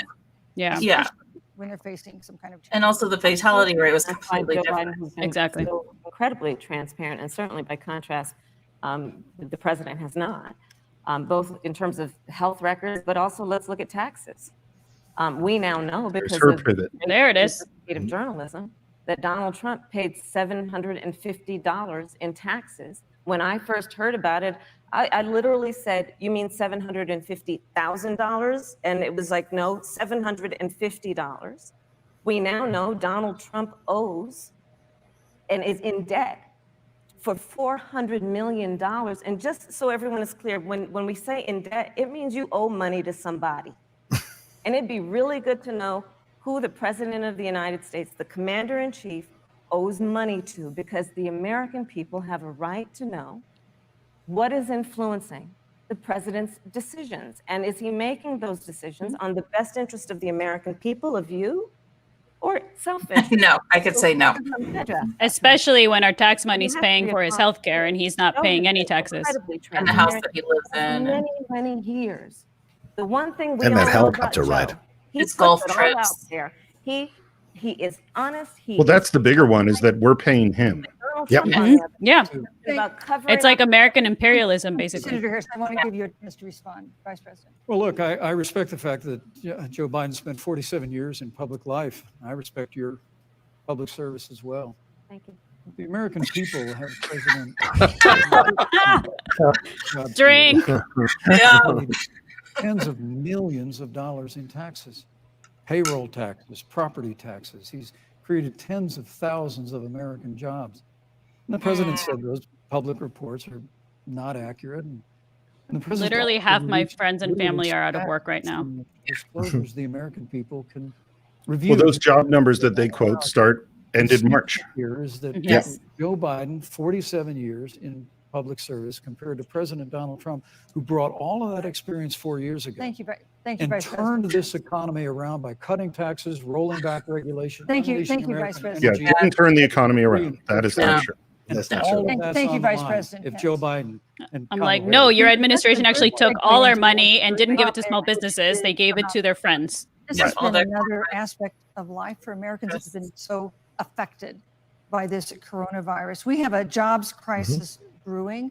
On Friday, we learned that the unemployment rate had declined to 7.9% in September, but the job growth had stalled. And that was before the latest round of layoffs and furloughs in the airline industry at Disney and elsewhere. Hundreds of thousands of discouraged workers have stopped looking for work. Nearly 11 million jobs that existed at the beginning of the year haven't been replaced. Those hardest hit include Latinos, Blacks, and women. Of course. Senator Harris, the Biden-Harris campaign has proposed new programs to boost the economy, and you would pay for that new spending by raising $4 trillion in taxes on wealthy individuals and corporations. Some economists warn that could Yeah, the curb idea that she's real going to be biased towards Pence is clearly not true. Yep. jobs. Absolutely. Would raising taxes put the recovery at risk? And you have 2 minutes to answer uninterrupted. Thank you. On the issue of the economy, I think there couldn't be a more fundamental difference between Donald Trump and Joe Biden. Joe Biden believes you measure the health and the strength of America's economy based on the health and the strength of the American worker and the American family. That's right, On the JB. other hand, you have Donald Trump, who measures the strength of the economy based on how rich people are doing, which is why he passed a tax bill benefiting the top 1% and the biggest corporations of America, leading to a $2 trillion deficit that the American people are going to have to pay for. On day one, Joe All that money Biden went to the Kushners, will kill Kanye. that tax bill. Yeah. He'll get rid of it. And what he'll do with the money is invest it in the American people. And through a plan that is about investing in infrastructure, something that Donald Trump said he would do. I remember hearing about some infrastructure week. I don't think it ever happened. Joe Biden will do that. He'll invest Every in president has said they would do infrastructure for the last 20 years, and it hasn't happened. investing in Yeah. clean energy. It really needs to. Joe is going to invest that money in what we need to do around innovation. There was a time when our country believed in science and invested in research That's and a great development so that we were an innovation leader on the globe. Joe Biden will use that money to invest in education. So for example, for folks who want to go to a 2-year community college, it will be free. If you come from a family that makes less than $125,000, you'll go to a public university for free. And across the board, we'll make sure that if you have student loan debt, it's cut by $10,000. That's how Joe Biden thinks about the economy. It's about investing. I think college should be free, but that's just me. Yeah, I agree. Got to reduce the cost of college first. American corporations Yes. go offshore to do their business. Thank you, You're Senator Harris. Vice President Pence, your administration has been predicting a rapid and robust recovery, but the latest economic report suggests that's not happening. Should Americans be braced for an economic comeback that is going to take not months, but a year or more? You have 2 minutes to answer uninterrupted. Yes. When President Trump and I took office, America had gone through the slowest economic recovery since the Great Depression. That's not true. That's a Joe lie. Biden was vice president. They tried to tax and spend and regulate and bail our way back to a growing economy. President Trump cut taxes across the board. Also Despite not what true. Senator Harris says, the average American family of 4 had $2,000 in savings in taxes. And with the rise in wages that occurred, most predominantly for blue-collar, hardworking Americans, the average household income for a family of 4 increased by $4,000 following President Trump's tax cuts. But America, you just heard That's half true. on day one, Joe Biden's going to raise your taxes. It's really remarkable to think. Oh, okay. That's not what his platform says. A time where No. we're going through a pandemic that lost 22 million jobs at the height. We've already added back 11.6 million jobs Yeah. because we had a president who cut taxes, rolled back regulation, unleashed American energy, fought for free and fair trade, and secured $4 trillion from the Congress of the United States to give direct payments For to your friends. save For all 50 your million friends. jobs Yeah. through the Paycheck Protection. Pandemic money that was supposed to go Literally to spared relief no that expense. went to the Pentagon and Their military. People still haven't gotten their Nobody $1,200. Want Yeah. to raise taxes. They want to bury our economy under a $2 trillion. Trump literally just said on steroids that there's no stimulus bill anymore until after the election. They want to abolish fossil fuels and ban fracking, which would cost hundreds of thousands. Biden doesn't want to ban fracking, although I would. And I Joe totally would, but Biden then wants he to go also, back to there's economic the plan surrender for to China. That when we took jobs. office, half of our international trade deficit was with China alone. And Joe Biden wants to repeal all of the tariffs that President Trump put into effect to fight for American jobs and American workers. Joe Biden says democracy's on the ballot. Make no mistake about it, Susan. The American economy, the American comeback is on the ballot. Oh, I agree. 4 more years of growth. Thank you. An opportunity, Thank you, 4 Vice more President. years of President Donald Trump. 2021 Thank is you, going Vice to be the President. biggest economic year in the history of You just wait. you, Vice You just wait. You buddy. just wait. We made shit worse in 4 years, but next year. Debate. I think this is supposed to be a debate. based Pence on is a facts. liar, but I actually think that was a good Actually, answer for Joe him. Biden Yeah. has been very clear. Well, He he's a will not raise good politician, Steve. Yeah. That's, $400,000 a year. he's just a bad person. Vice President, I'm speaking. I'm speaking. Be important if you said the truth. Joe Biden said twice in the debate last week that he's going to repeal the Trump tax cuts. Get back at him. Go. That was tax cuts that gave the Don't average let him working speak. family Get back. $1,000 in a tax break every single year. That is, Senator, that is that's the math. absolutely not true. That is he tax only bill- cutting? Is he only going to repeal part of the Trump tax? Come on. If Go. you don't mind Go at letting him. me finish, we can then have a conversation. Okay? Please. Okay. Joe Biden will not raise taxes my on mom. anyone who makes less than $400,000 a year. He has been very clear about that. Mhm. Joe Biden will not end fracking. He has been very clear about that. Joe Biden is the one who, during the Great Recession, was responsible for the Recovery Act that brought America back. And now the Trump-Pence administration wants to take credit when they rode the coattails of Joe Biden's success for the economy that they had at the beginning of their term. Of course, now the economy is a complete disaster. But Joe Biden, on the one hand, did that. On the other hand, you have Donald Trump, who has reigned over a recession that is being compared to the Great Depression. On the one hand, you have Joe Biden, who was responsible with President Barack Obama for the Affordable Care Act, which brought health care to over 20 million Americans and protected people with pre-existing conditions. And what it also did is it saved those families who otherwise were going bankrupt because of hospital bills they could not afford. On the other hand, you have Donald Trump, who's in court right now, trying to get rid of, Thank you, Senator trying Harris. to get rid of the Affordable Quick Care fact Act. check from Daniel Dale, who says that both Pence and Harris were accurate about the Trump tax cut. Pence is right that most Americans got a tax cut. It wasn't just the rich. Harris is right that it disproportionately benefited the rich. I'd like to Yeah. finish, please. If you have a pre-existing condition, heart disease, diabetes, breast cancer, they're coming for you. If you love someone who has a pre-existing nonsense. condition, Thank they're you, Senator coming for Harris. you. If you are Nonsense. under the age of 26 on your parents' coverage, they're coming for you. Senator Harris, thank you. You're Let me welcome. give you a chance to respond. Well, I hope we have a chance to talk about health care because Obamacare was a disaster.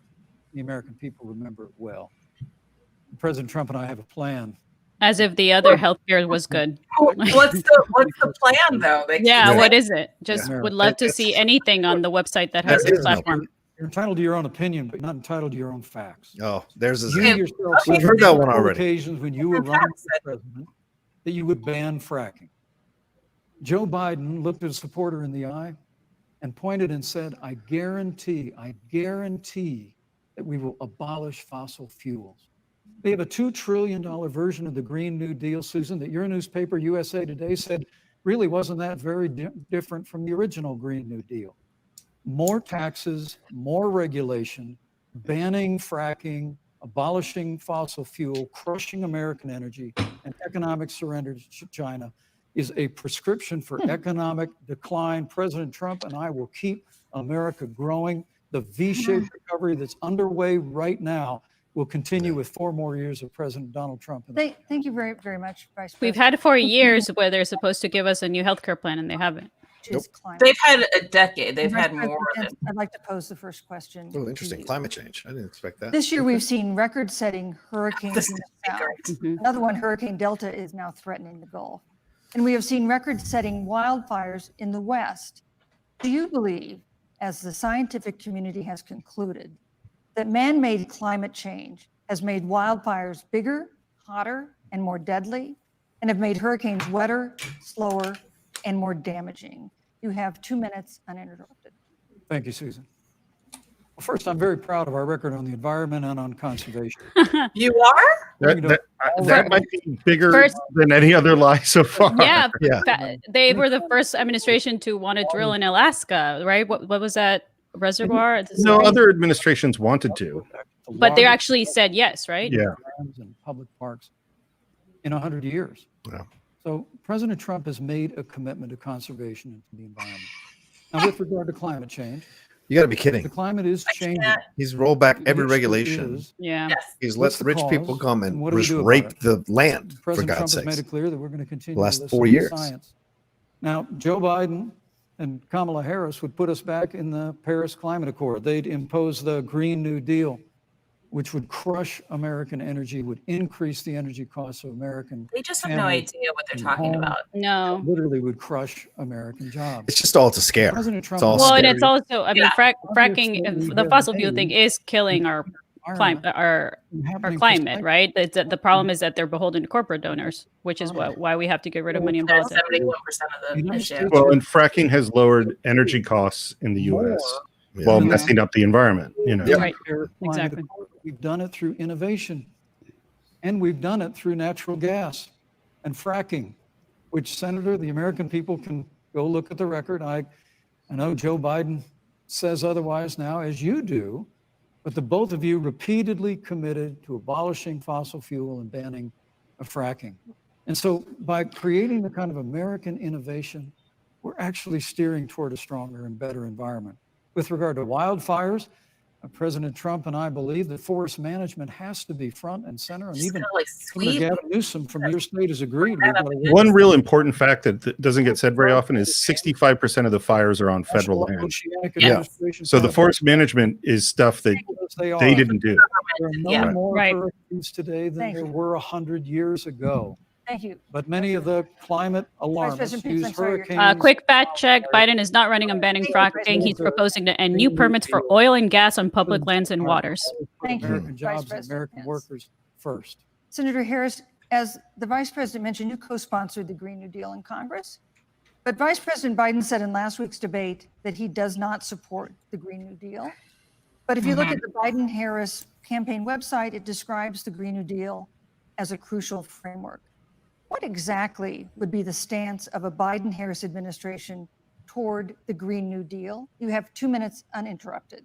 Sure. So first of all, I will repeat, and the American people know, that Joe Biden will not ban fracking. That is a fact. That is a fact. I will repeat that Joe Biden has been Maybe very he should, though. that he thinks about growing jobs, which is why he will not increase taxes for anyone who makes less than $400,000 a year. Joe Biden's economic plan, Moody's, which is a reputable Wall Street firm, has said will create 7 million more jobs than Donald Trump's. And part of those jobs that will be created by Joe Biden are going to be about clean energy and renewable energy. Because you see, Joe understands. You notice she's avoiding talking about the Green New Deal specifically. Our country is burning, including my home state of California. Joe sees what is happening on the Gulf states, which are being battered by storms. Joe has seen and talked with the farmers in Iowa, whose entire crops have been destroyed because of floods. And so Joe believes, again, in science. I'll tell you something, Susan. I served, when I first got to the Senate, on the committee that's responsible for the environment. Do you know this? Because I think that they can be pushed towards the Green New Deal, and I think that's probably why, in my opinion, she's not answering the question. I agree, Claudia. That's what I'm hoping We for. have seen a pattern with Because they this. shouldn't be proud of I not believe in banning science. fracking. And Joe's Right. plan is about saying we're going to deal with it, but we're also going to create jobs. Donald Trump, when asked about the wildfires in California, Yeah, she's dodging. and the question was, Yeah. you know, the science is telling us this. You know what Donald Trump said? Because there's Science- probably conversations still going on and negotiations. Yeah. Let's talk about who is prepared to lead our country over the course of the next 4 years on what is an existential threat to us as human beings. Joe is about saying we're going to invest that in renewable energy. It's going to be about the creation of millions of jobs. We will achieve net zero emissions by 2050, carbon neutral by 2035. Joe has a plan. This has been a lot of talk from the Trump administration, and really it has been to go backward instead of forward. We will also re-enter the climate agreement with pride. Senator Harris just said that climate change is an existential threat. Vice President Pence, do you believe that climate change poses an existential threat? As I said, Susan, the climate is changing. We'll follow the science. But once again, Senator Harris Gosh. is denying the fact that they're going to raise taxes for What? every American. Joe Biden said twice in the debate last week. That has Wow. nothing to do with what Biden just asked was her. going to repeal the Trump Wow. tax cuts. Wow. Those tax cuts delivered $2,000 in tax relief to the average family of four across That's- America. And with regard to banning fracking, I just recommend that people look at the record. You yourself Yeah, said repeatedly sure. that you would ban fracking. You Yeah, were the first record says it's Senate killing our planet. co-sponsor of the Green New Deal. And while Joe Biden denied the Green New Deal, Susan, thank you for pointing out the Green New Deal is on their campaign website. And as USA Today said, it's essentially the same plan as you co-sponsored with AOC when she submitted it in the Senate. Mhm. And you just heard the senator say that she's going to resubmit America to the Paris Climate Accord. Look, Mhm. Yes. the American Yeah. people have always cherished our environment. We'll continue to cherish it. We've The made American great people progress. Cherish. reducing I want to cherish CO2 science. emissions through American innovation and the development of natural gas through fracking. We don't need a massive $2 trillion Green New Deal that would impose all new mandates on American businesses and American families. I don't understand this Joe Biden wants logic. to retrofit- We say that we Thank you, can do Vice anything. We're President. Americans. We can fight It makes anything, no sense overcome it, blah, blah, blah. because jobs. It's, President you know Trump- what? I don't Thank you, really Vice want to go through America changing first, he's gonna put things jobs and doing. first, Oh, he's it gonna seems take care exhausting. of our It's like, environment what and follow the what are same we? But- Exceptional But or not? also, she asked you about climate change, not taxes. The Right. Vice That President too. earlier referred to, as part of what he thinks is an accomplishment, the president's trade war with China. You lost that trade war. You lost it. What True. ended up happening is because of a so-called trade war with China, America lost 300,000 manufacturing jobs. Farmers have experienced bankruptcy because of it. We are in a manufacturing recession because of it. And when we look at where this administration has been, there are estimates that by the end of the term of this administration, they will have lost more jobs than almost any other presidential administration. And the American people know what I'm talking about. You know, I think about 20-year-olds. You know, we have a 20-year-old, a 20-something-year-old who are coming out of high school and college right now, and you're wondering, is there going to be a job there for me? We're looking at people who are trying to figure out how they're going to pay rent by the end of the month. Almost half of American renters are worried about whether they're going to be able to pay rent by the end of the month. This is where the economy is in America right now, and it is because of the catastrophe and the failure of leadership of this administration. Thank It's a you, strong Senator shot. Harris. I like that shot. Vice President Pence, let me give you just 15 seconds to respond because then I want to move on. To our Well, next. I'd love to respond. Look, Okay, then do it. trade war with China, Joe Biden never fought it. Joe Biden's been a cheerleader for communist China through over the last several decades. No, there it is. And- Oh, no. Senator Harris, you're entitled to your There opinion, it I'm is, entitled to man. He mine. also lied about the pre-existing Joe Biden's conditions vice thing. They president do wants not have a plan to 200,000 improve healthcare. They manufacturing haven't jobs. released a detailed President healthcare plan at all, promised they would never come or back. they haven't United offered Farm policy to Agreement cover Act. pre-existing In our conditions. first 3 years after we cut taxes, you, Vice rolled back President. regulation, unleashed American energy, this administration saw 500,000 Thank you, Vice manufacturing President. jobs Yes. created.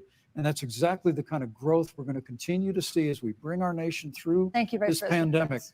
Your Green New Thank you, Deal, your Vice President massive new Pence. mandates, your Paris Climate Accord, it's going to kill jobs this time, just like it killed jobs. By the way, I- that's twice he's used the Daniel Patrick Moynihan, you're not entitled to your own facts quote. Joe Biden Yes. If he does it again. saving America's auto industry, and you voted against it. So let's set the record straight. Thank you. I'd like to talk about China. We have as our next topic. Ronald We have Dominguez, no more the Democrats are going to bring complicated manufacturing or back to the States. Can the consequential unions foreign make it relationship happen? Than the one with China. That's a good question. It is a huge market for American. We'll see, ag- Reynaldo. It's a potential partner in dealing with climate change in North Korea. And in a video tonight, President I see Trump some Streamlabs coming in, guys. Thank you for this. Yes, We'll thank you. we'll read them in a little bit. We're just Vice letting President these people talk. to describe our fundamental relationship with China. Competitors, adversaries, enemies. You have 2 minutes. Thank you, Susan. Well, before I leave that, let me speak to There it is. voting records if I can. You know, everybody knows that NAFTA cost literally thousands of American factories to close. We saw automotive jobs go south. President Trump fought to renegotiate NAFTA. And the United States-Mexico-Canada agreement is now the law of the land. American people deserve to know Senator Kamala Harris was one of only 10 members of the Senate to vote against the USMCA. It was a huge win for American auto workers. It was a huge win for American farmers, especially. Almost identical to NAFTA. Yeah. But Senator, you said it didn't go far enough on climate change, that you put your radical environmental agenda ahead of American Radical. Radical. We're on fire and people are losing their homes. Newsweek Some magazine hurricanes said and- that Kamala Harris was It's the this most boogaboo liberal thing, member but of the radical. United States Senate in Ooh, 2019, radical. more liberal than So Bernie ridiculous, Sanders. man. I get that they want all the money and the power, but if there's no earth, in the United States Yeah. Senate. there's So, no planet, with regard then to China, look, Susan, first and foremost, It's like China is to blame. I don't know. Going to space, that's radical. Wait. I want to hear this. President Trump is not happy about Yeah. it. He's made that very clear, made it clear again today. And China and the World Health Organization did not play straight with the American people. They did not let our personnel into China to get information on the coronavirus until the middle of February. You took them out of China. President Trump, in dealing with China from the outset of this administration, standing up to China that had been taking advantage of America for decades in the wake of Joe Biden's cheerleading for China. President Trump made that decision before the end of January to suspend all travel from China. And again, So you frame everything as xenophobia. Joe Biden opposed President Trump's decision. Also, why is he like 4 questions behind every time? He said it was Thank you, xenophobic. I just came in with President 5 Trump points, said and he's just going to about keep China, hammering we're them gonna home. Continue to stand strong. Yeah. Thank you, Vice President. That's it. We want to improve the relationship, but we're going to level the playing field, and we're going to hold Vice President China Pence. accountable for what they did to America. With the Oh yeah, coronavirus. what are you going to do to China? Senator Pence. Harris, let me ask you the same question that I asked the Vice President.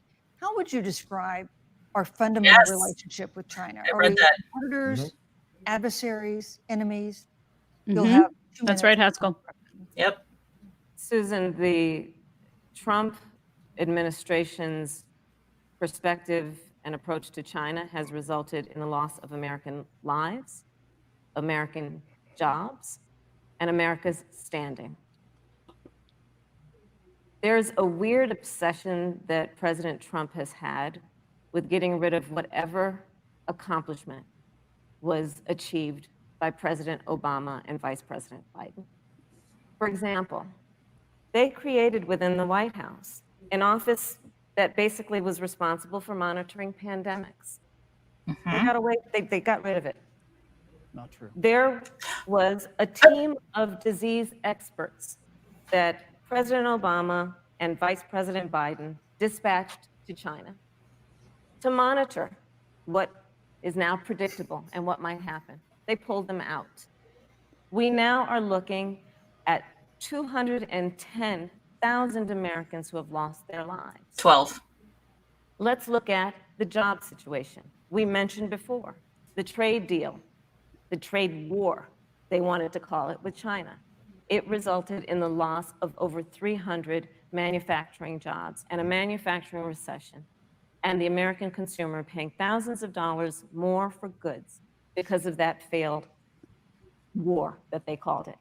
Then let's talk about standing. Pew, a reputable research firm, has done an analysis that shows that leaders of all of our formerly allied countries have now decided that they hold in greater esteem and respect Xi Jinping, the head of the Chinese Communist Party, than they do Donald Trump, the President of the United States, the Commander-in-Chief of the United States. This is where we are today because of a failure of leadership by this administration.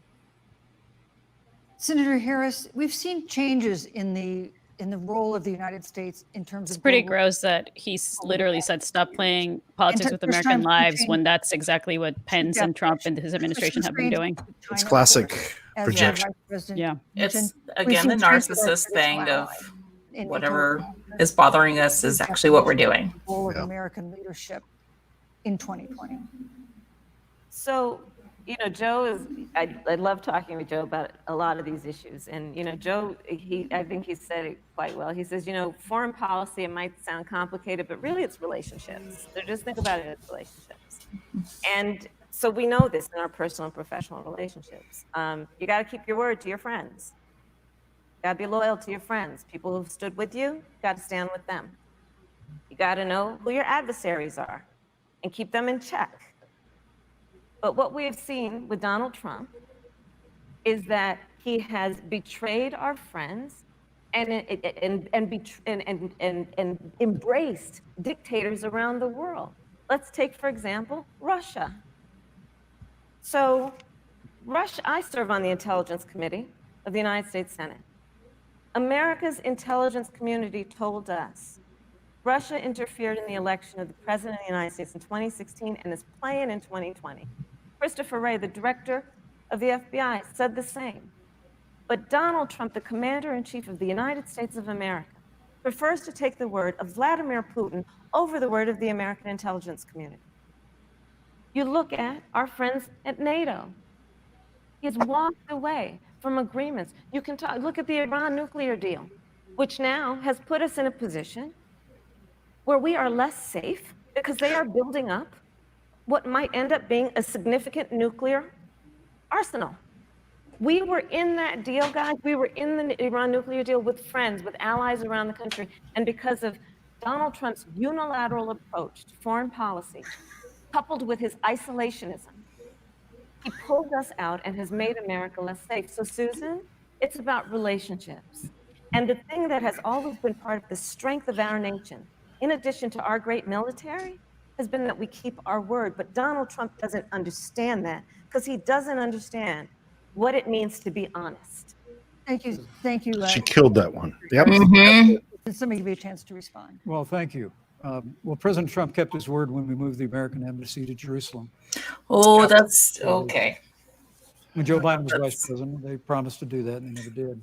I don't know if that's a Get good. strong with our allies, but we've been demanding. NATO is now contributing more to our common defense than ever before, thanks to President Trump's leadership. He doesn't know how NATO works. That's the Asia Pacific, and we've stood strong against those. They who don't know would how harm. anything works. Their job is to lie. ISIS had captured an area of the Middle East the size of Pennsylvania. President Trump unleashed the American military. Unleashed. And our armed forces destroyed the ISIS caliphate and took down their leader, al-Baghdadi, without one American.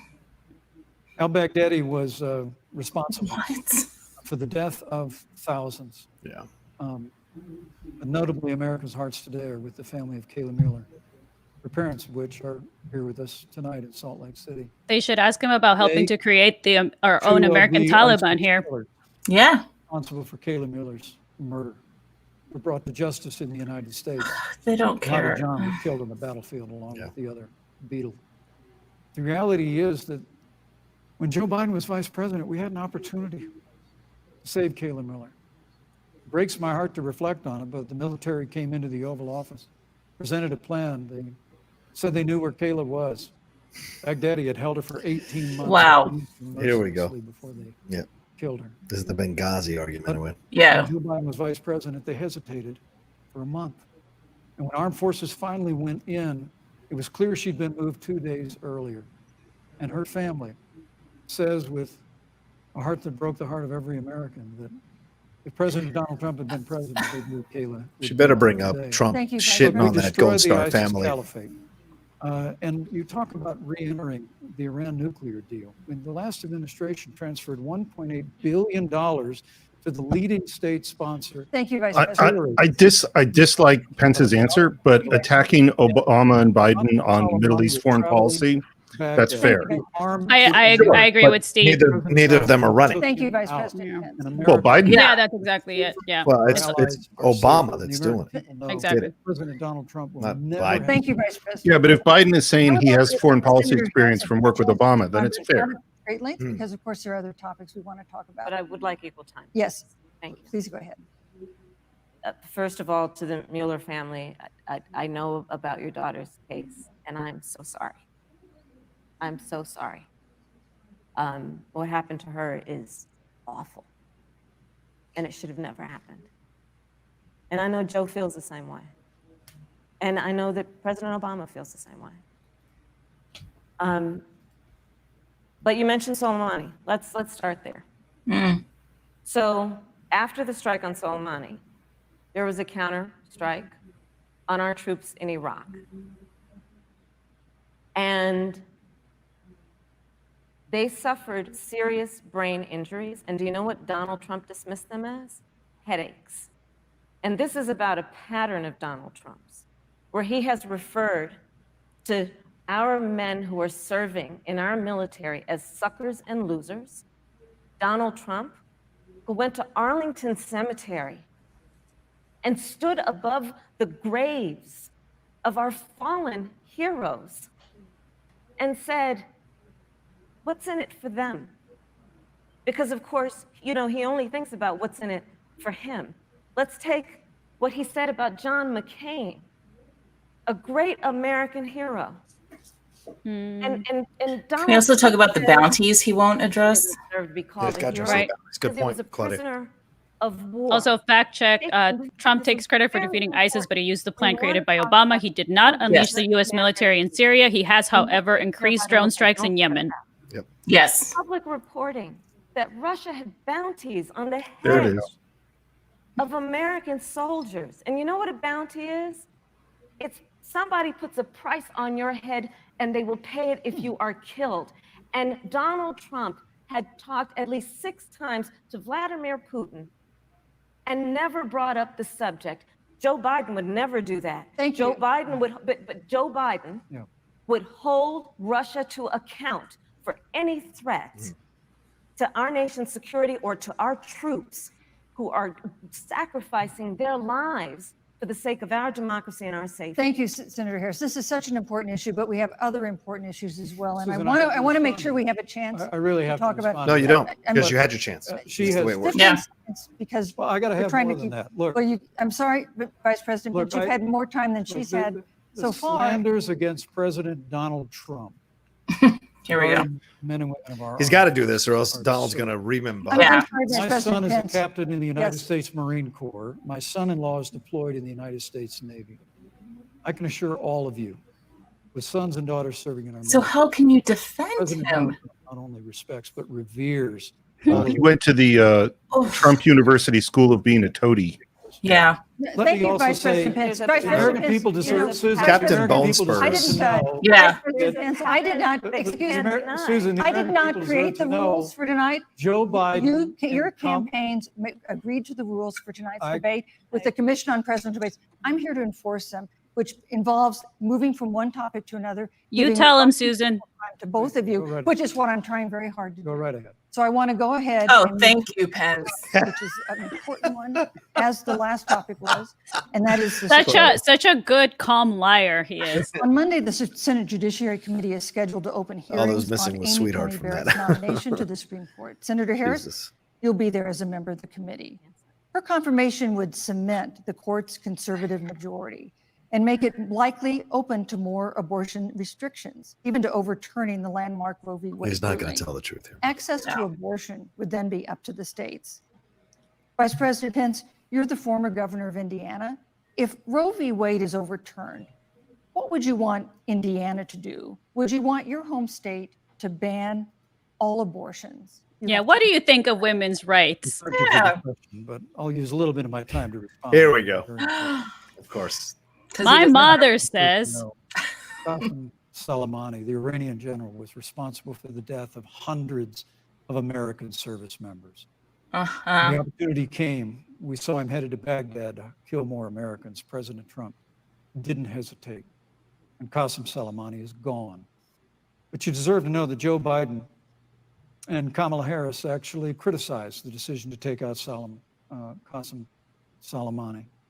It's really inexplicable, but with regard to Joe Biden, it's explainable. Because history records that Joe Biden actually opposed the raid against Osama bin Laden. It's absolutely essential that we have a commander-in-chief who will not hesitate to act to Yeah, these- protect Which American which lives, he's talked about. protect American service members. And that's- somebody has to be an argument Now, with for regard Obama to the United make a States, decision like that. Like, President Trump and I could not be more enthusiastic about the opportunity to see Judge Amy Coney Barrett become Justice Amy Coney Barrett. I bet you're She's enthusiastic. a brilliant woman, Mhm.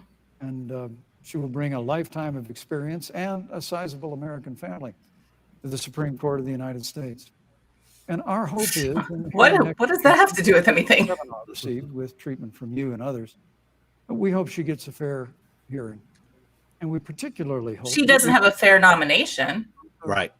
Christian faith that we saw before. They're already laying the groundwork that they're going to go Democrat after chairman of the Judiciary Democrats. before, Hmm. when Judge Barrett was being confirmed for the Court of Appeals, expressed concern that the dogma of her faith lived loudly in her. Dick Durbin of it Illinois does. said it was a concern.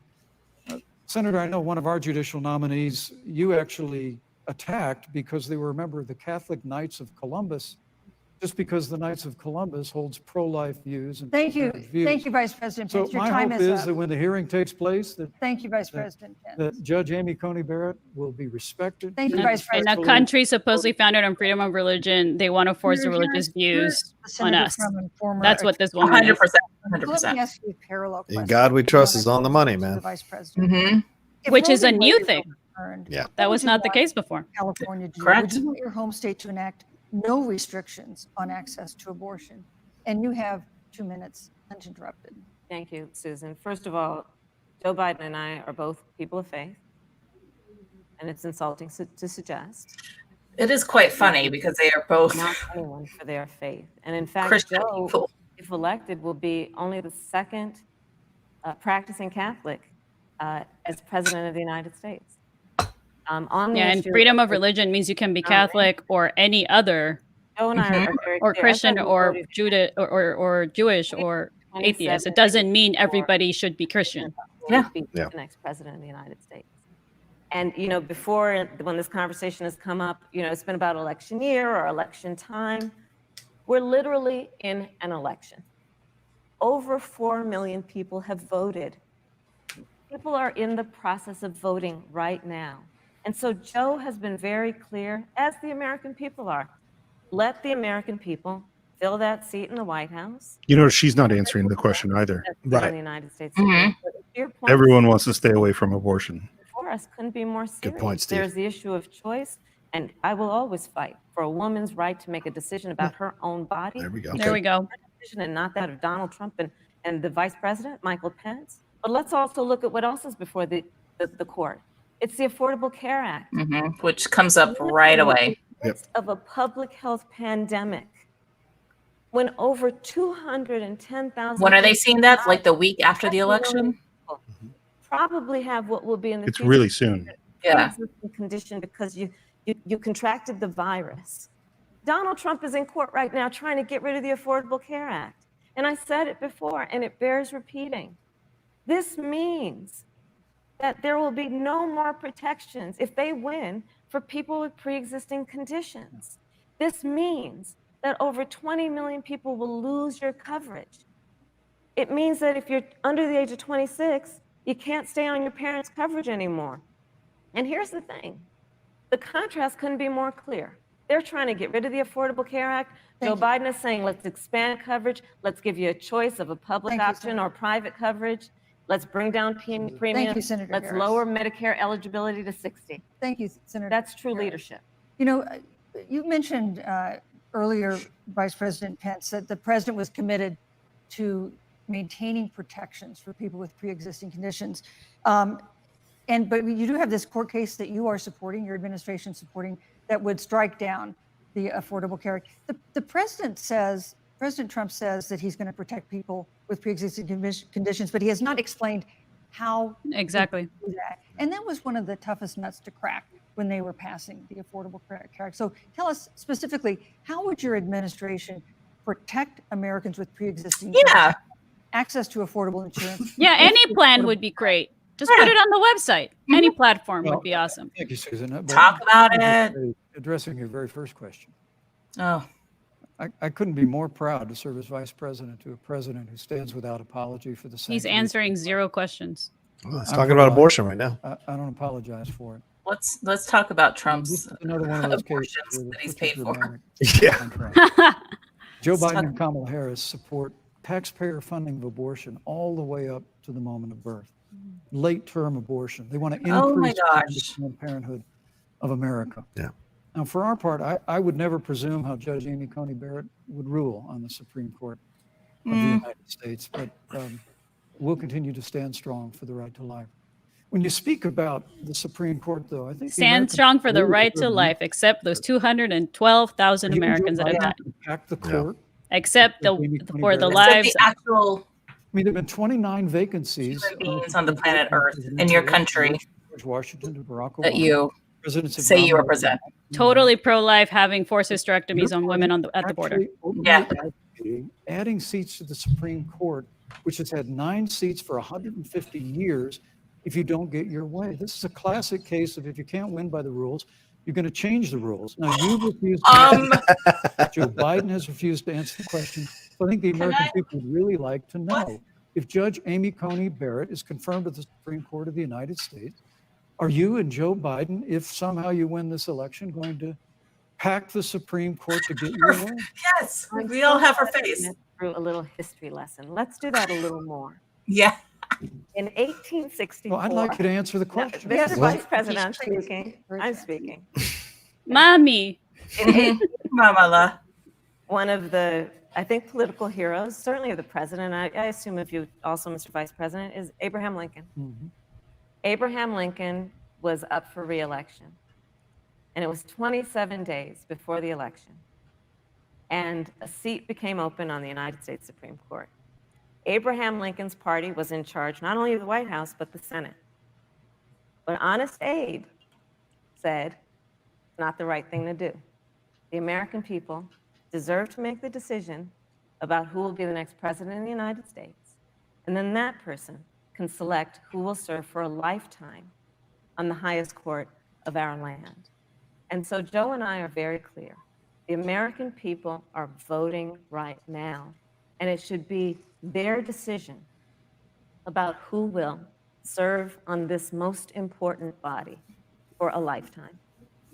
Thank you, And the Senator American Harris. people, Susan, are voting right now. They'd like to know if you and Joe Biden are going to pack the Supreme Court if you don't get your way in this nomination. That's what you guys are doing right now. You gave a non-answer. Joe Biden gave a non-answer. Trying to answer you The American now. people deserve a straight answer. And if you haven't figured it out yet, the straight answer is they are going to pack the Supreme Oh, girl, that's what you guys are doing now. Court. Men and women, Yeah, I- you're I trying to would force say- women and children into poverty because humans have sex. Cherish the Yeah. separation of powers. You need to reject the Biden-Harris ticket.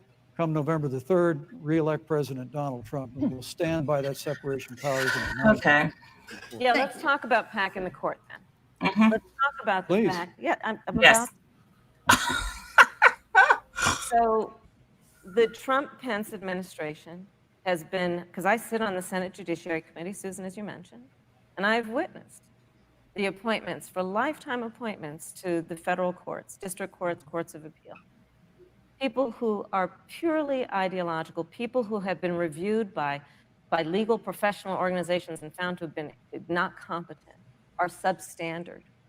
And do you know that of the 50 people who Let me shake his head President before Trump she's even done. appointed to the Yeah. court for lifetime knows what's coming. appointments, not one is black? Boom. This is what they So he was like, what? That's strong. Let's have that discussion. That's strong. All right, thank you. Thank you, Senator. Let's go on and talk about the issue of racial justice. I just want the record to reflect she never answered the question. Great. But the American Let's people move in the on. next debate, Let's move Joe on, Biden will you answer big the dummy. Thank question. But I Let's think the fucking American move people on. know the answer. Thank you, Vice President.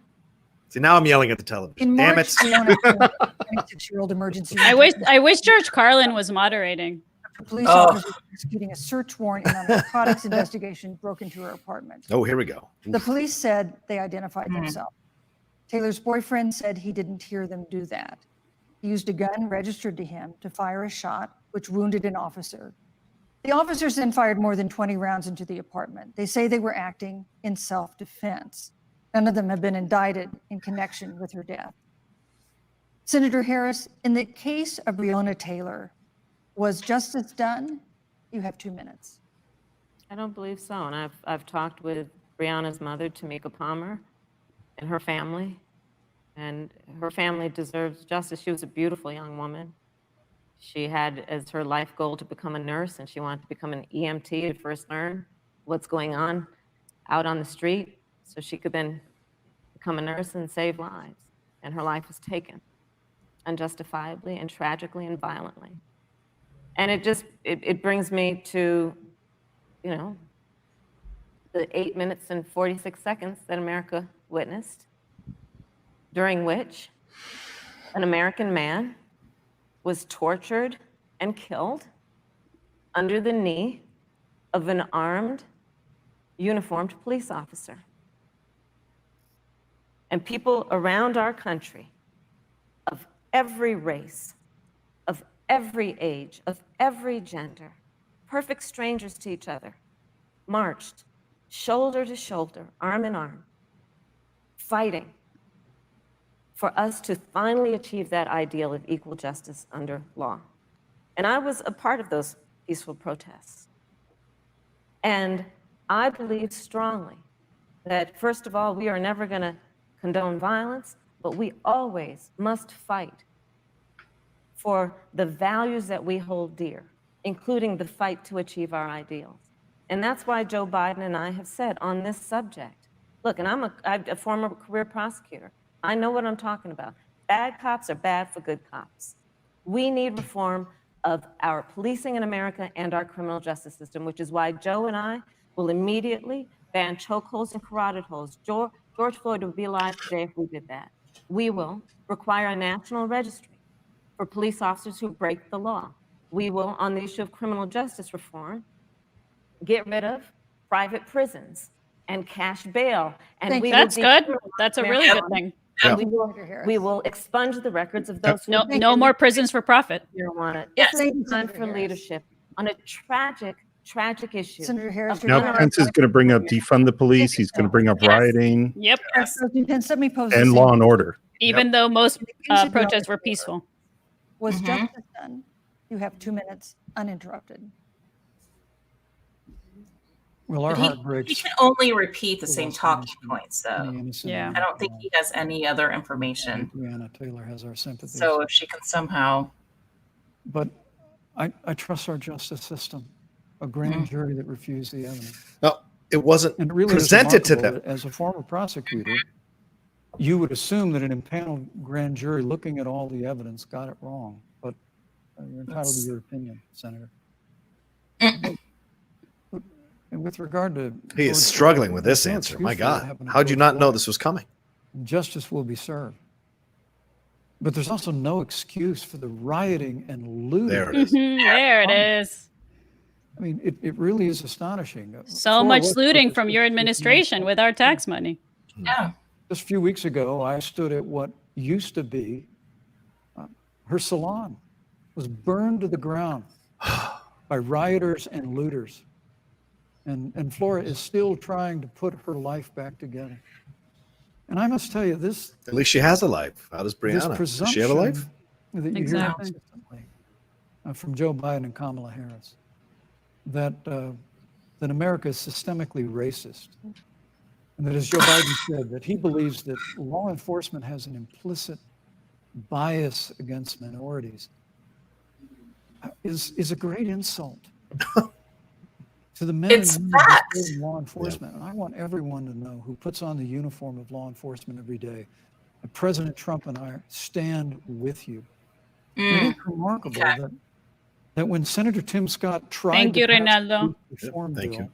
brought together a group of Republicans and Democrats, Senator Harris, you got up and walked out of the room. And then you filibustered Senator Tim Scott's bill on the Senate floor that would have provided new accountability, new resources. But we don't have to course. choose between They supporting picked the law black enforcement, Republican to improving present it, public of safety, course. and supporting Yes, our of course. African American Thank you, neighbors Vice and all of our minorities.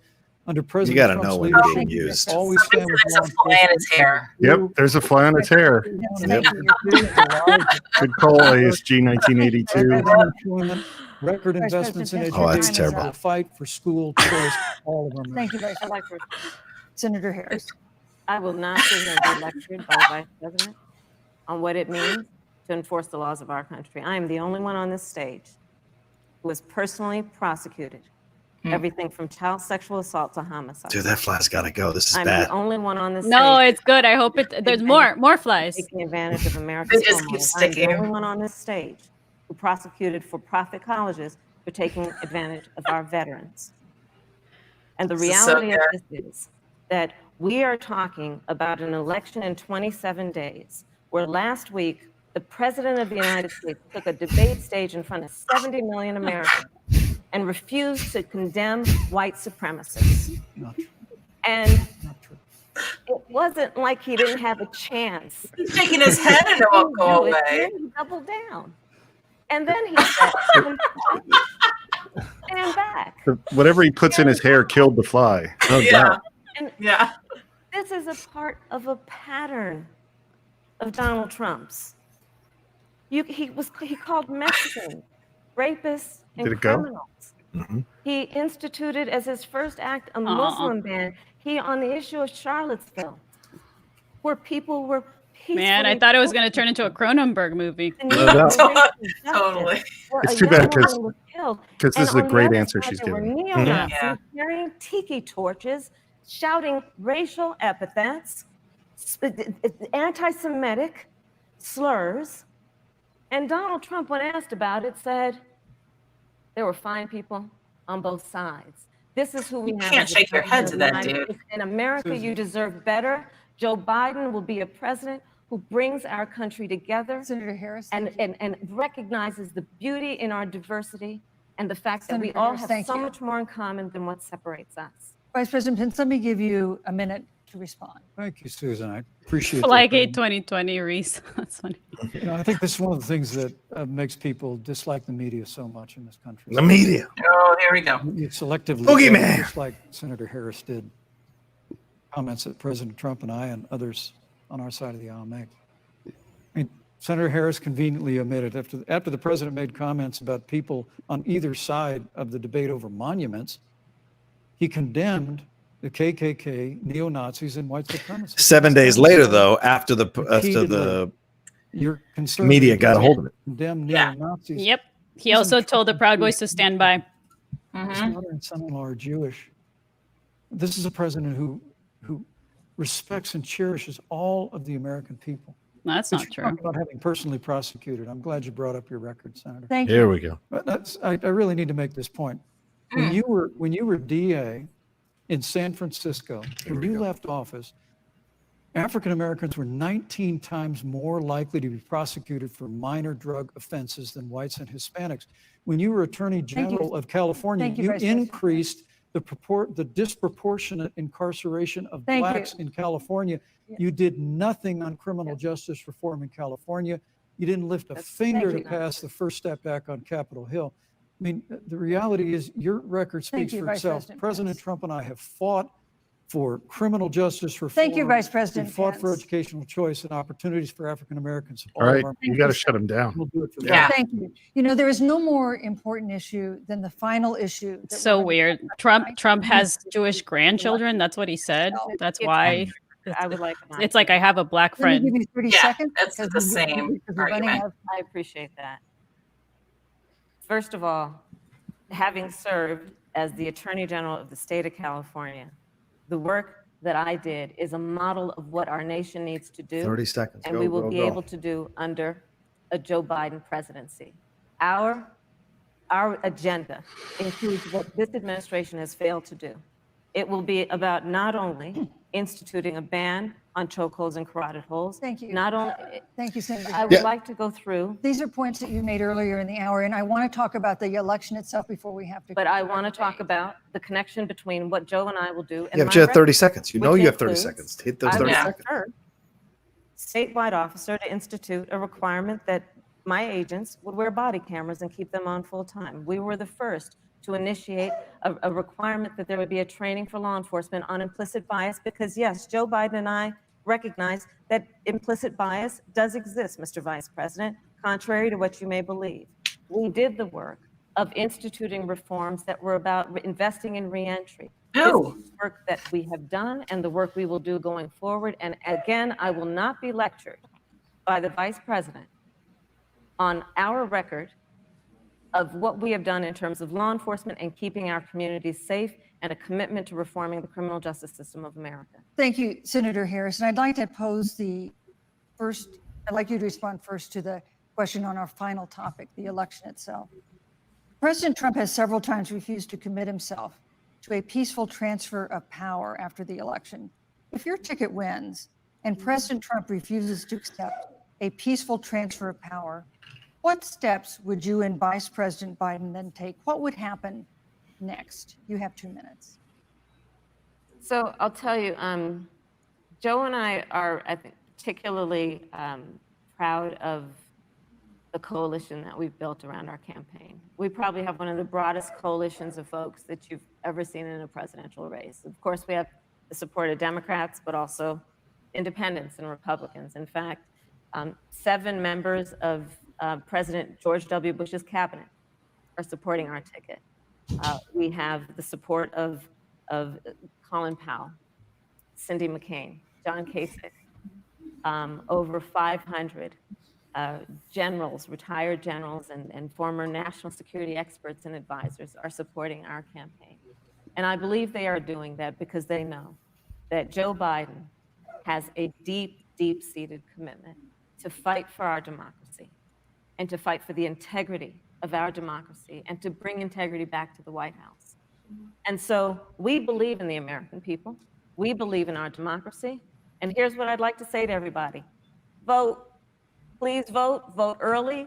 Come up with a plan to vote. Go to iwillvote.com. You can also go to joebiden.com. We have it within our power in these next 27 days to make the decision about what will be the course of our country for the next 4 years. And it is within our power. And if we use our vote and we use our voice, we will win. And we will not let anyone subvert our democracy with what Donald Trump has been doing, as he did on the debate stage last week, when again in front of 70 million people, he openly attempted to suppress the vote. Joe Biden, on the other hand, on that same debate stage, because clearly Donald Trump doesn't think he can run on a record because it's a failed record, Joe Biden on that stage said, hey, just please vote. So I'll repeat what Joe said. Please vote.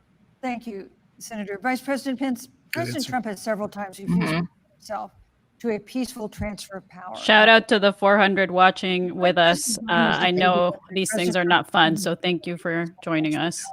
And please hit the like button. We're 30 likes away from 300. Vice President, what would you? That fly was pretty fun. That was fun. I did laugh. Thank you, Fly. First and foremost, I think we're going to win this election. Okay. Because while Joe Biden and Kamala Harris rattle off a long litany of the establishment in Washington, D.C., an establishment that Joe Biden's been a part of for 47 years. Okay. President Donald Trump. You made the swamp hole bigger, Mike. Americans from every walk of life. And I have every confidence that those same Americans that delivered that historic victory in 2016, they see this president's record where we rebuild our military. I'm not going to put it up there, but it's a good Why one. not? It's a good one. It's so good, though. All right, fine. Yes. Fair trade, unleashing American unity. We appointed conservatives to our federal president, and we stood with the men. Thank you for that, Haskell. It's a good one, Haskell. Stronger in the last 4 years. When you talk about accepting the outcome of the election, I must tell you, Senator, your party has spent the last 3.5 years trying to overturn the results of the last election. It's amazing. When Joe Biden was vice president of the United States, the FBI actually spied on President Trump and my campaign. There it is. No, that's. There were documents released this week that the CIA actually made a Where'd you get your sources from, Mike? Project Veritas? That those Breitbart? allegations from the Hillary Clinton campaign. And of course, we've all seen the avalanche, what you put the country through for the better part of 3 years until it was found that there was no obstruction, no collusion, case closed. That's not the case. Senator Harris, that's you not what and your happened. colleagues in the Congress tried to impeach the president of the United States over a phone call. And now Hillary Clinton has actually said to Joe Biden that in her words, under no circumstances should he concede the election. So let me just say, I think we're going to win this election. President Trump and I are fighting every day in courthouses to prevent Joe Biden and Kamala Harris from changing the rules and creating this You've already tried to change the rules. There's no checks and balances because Bill Barr sucks. There's what is happening? We have confidence in it, and I believe in all be reelected for 4 more years. You know, I've written all the questions that I've asked tonight, but for the final question of the debate, I'd like to read a question that someone else wrote. The Utah Debate Commission asked students in the state to write essays about what they would like to ask you. And I want to close tonight's debate with the question posed by Brecklin Brown. She's an 8th grader at Springville Junior High in Springville, Utah. And here's what she wrote, quote, "When I watch the news, all I see is arguing between Democrats and Republicans. When I watch the news, all I see is citizen fighting against citizen. When I watch the news, all I see are 2 candidates from opposing parties trying to tear each other down. If our leaders can't get along, how are the citizens supposed to get along?" And then she added, "Your examples could make all the difference to bring us together," end quote. So to each of you in turn, I'd like you to take 1 minute and respond to Brecklin. Vice President Pence, you have 1 minute. Brecklin, it's a wonderful question. I'm not going to answer it, but here I go. In public life. I started following the news when I was very young. And in America, we believe in a free and open exchange of debate. And we celebrate that. And it's how we've created literally the freest and most prosperous nation in the history of the world. But I would tell you that don't assume that what you're seeing on your local news networks is synonymous with the American people. You know, I look at the relationship between Justice. He's a really good movie supervillain. Well, he's a radio guy. Like he knows how to talk. Like polar opposites on the Supreme Court of the United States. One very liberal, one very. But he's also phenomenally what's been boring. learned since her passing. Yeah. That's the problem too. Like The Fly made him more interesting for sure. Right. That's why he's a perfect vice president. He's We invisible. can debate vigorously what Senator Harris and I have on this stage tonight.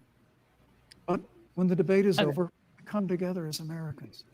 That's what people do in big cities and small towns all over this country. So I just want to encourage you, Brecklin. I want to tell you that we're going to work every day to have government as good as our people. The American people each and every day love a good debate. We love a good argument, but we always come together and are always there for one another. Thank you. In times of need. And we've especially learned that. Thank you, through the Vice President. difficulties of this year. Mhm. oh god.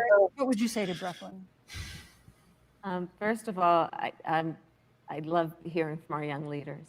And when I hear her words, when I hear your words, Brecklin, I know our future is bright because it is that perspective on who we are and who we should be that is a sign of leadership and is something we should all aspire to be. And that, that brings me to Joe. Joe Biden, one of the reasons that Joe decided to run for president is after Charlottesville, which we talked about earlier. It so troubled him and upset him like it did all of us, that there was that kind of hate and division. What propelled Joe to run for president was to see that over the course of the last 4 years, what Brecklin described has been happening. Joe has a long-standing reputation of working across the aisle and working in a bipartisan way. And that's what he's going to do as president. Joe Biden has a history of lifting people up and fighting for their dignity. I mean, you have to know Joe's story to know that Joe has known pain, he has known suffering, and he has known love. And so, Brecklin, when you think about the future, I do believe the future is bright. And it will be because of your leadership, and it will be because we fight for each person's voice through their vote, and we get engaged in this election because you have the ability through your work and through eventually your vote Thank you, to Senator determine Harris. the future of our country and what its leadership looks like. Thank you, Senator Harris. Thank you, Vice President Pence. Thank you so much for being with us tonight. We want to thank also. We did it, you guys. Holy shit. All right, should we And get out of most this share all, our screen? thanks to Yes. Thank you again, everybody that made it through that with us. Obviously, it was a lot less painful than last week since we Oh my actually God, got yes. to hear from Oh people. my God. Yeah. I gotta take off soon for my next show, but Okay. I want to read some Streamlabs really quick Yes. before you guys get into the analysis. We have Samir who says the Fly won the debate. Yeah, sure. Big Al the Tank who says after tonight I'm supremely confident in a win for the good guys. Now when can we start talking about the Harris Ocasio-Cortez ticket for the next election? Oh, really? Tushka who says oh, you got a long one here, Tushka. Mhm. Here we go. Trump voice. This is absolute malarkey. Pence is the greatest gentleman I've checked. We took a poll on Twitter. Great stuff. He is such a nice guy that he's too nice. It's a travesty that nobody's yelling or interrupting each other. Such a shame. California Forest Management is actually seeking advice from area native tribes for tactics on how to better maintain the forest like the tribes did for centuries. Ironically enough, the tactics the tactics the tribes used were banned 100 years ago. What number you got there for me, John? 16. Thank you. And then Tushka also says, to add to it, bureaucracy has stalled taking action for prevention because of land jurisdiction issues. The tribes still do not fully control their own elements on their own land. A regional CAL FIRE office shut down a trip tribal burn to prevent wildfire risk. And lastly, he says that fly was a radical leftist, probably from Portland. There is a saying about sugar and vinegar. Pence is a sweetheart. The sweetest 5 out of 5 flies that say that he is attractive. Those same flies say that Kamala is gross and rude and not white. So basically, Tushka just gave us what Trump is going to be tweeting. Thank you for that, Tushka. Right. We also have a couple from Cinema Guerrilla. Let me read those really quick. Thank you, Cinema Guerrilla, who says, never forget Pence wrote an essay telling you all to hate the movie Mulan in the 90s, and this year the anti-China propaganda got even stronger. Every news item demonizing China and Mulan 2020 can be debunked and traced back to Pence, Rubio, and Cruz. I am tired.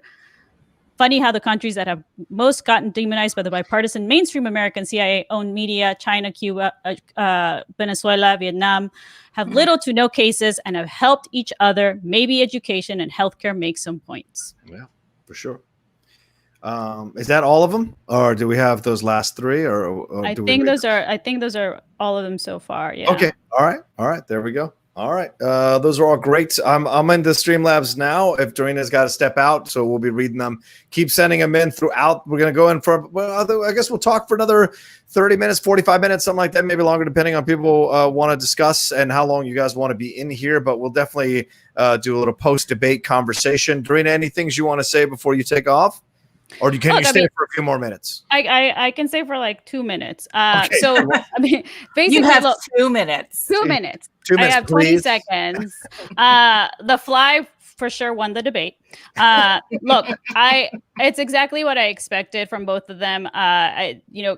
Kamala is obviously the best debater out of the 4. Right, like she actually knows how to make points, and I still was disappointed in the fact that I saw either side not really saying anything positive to help climate change, right? Like I'm still worried that they're not banning fracking, right? Like those are things that are important to me. It was kind of sad to see that.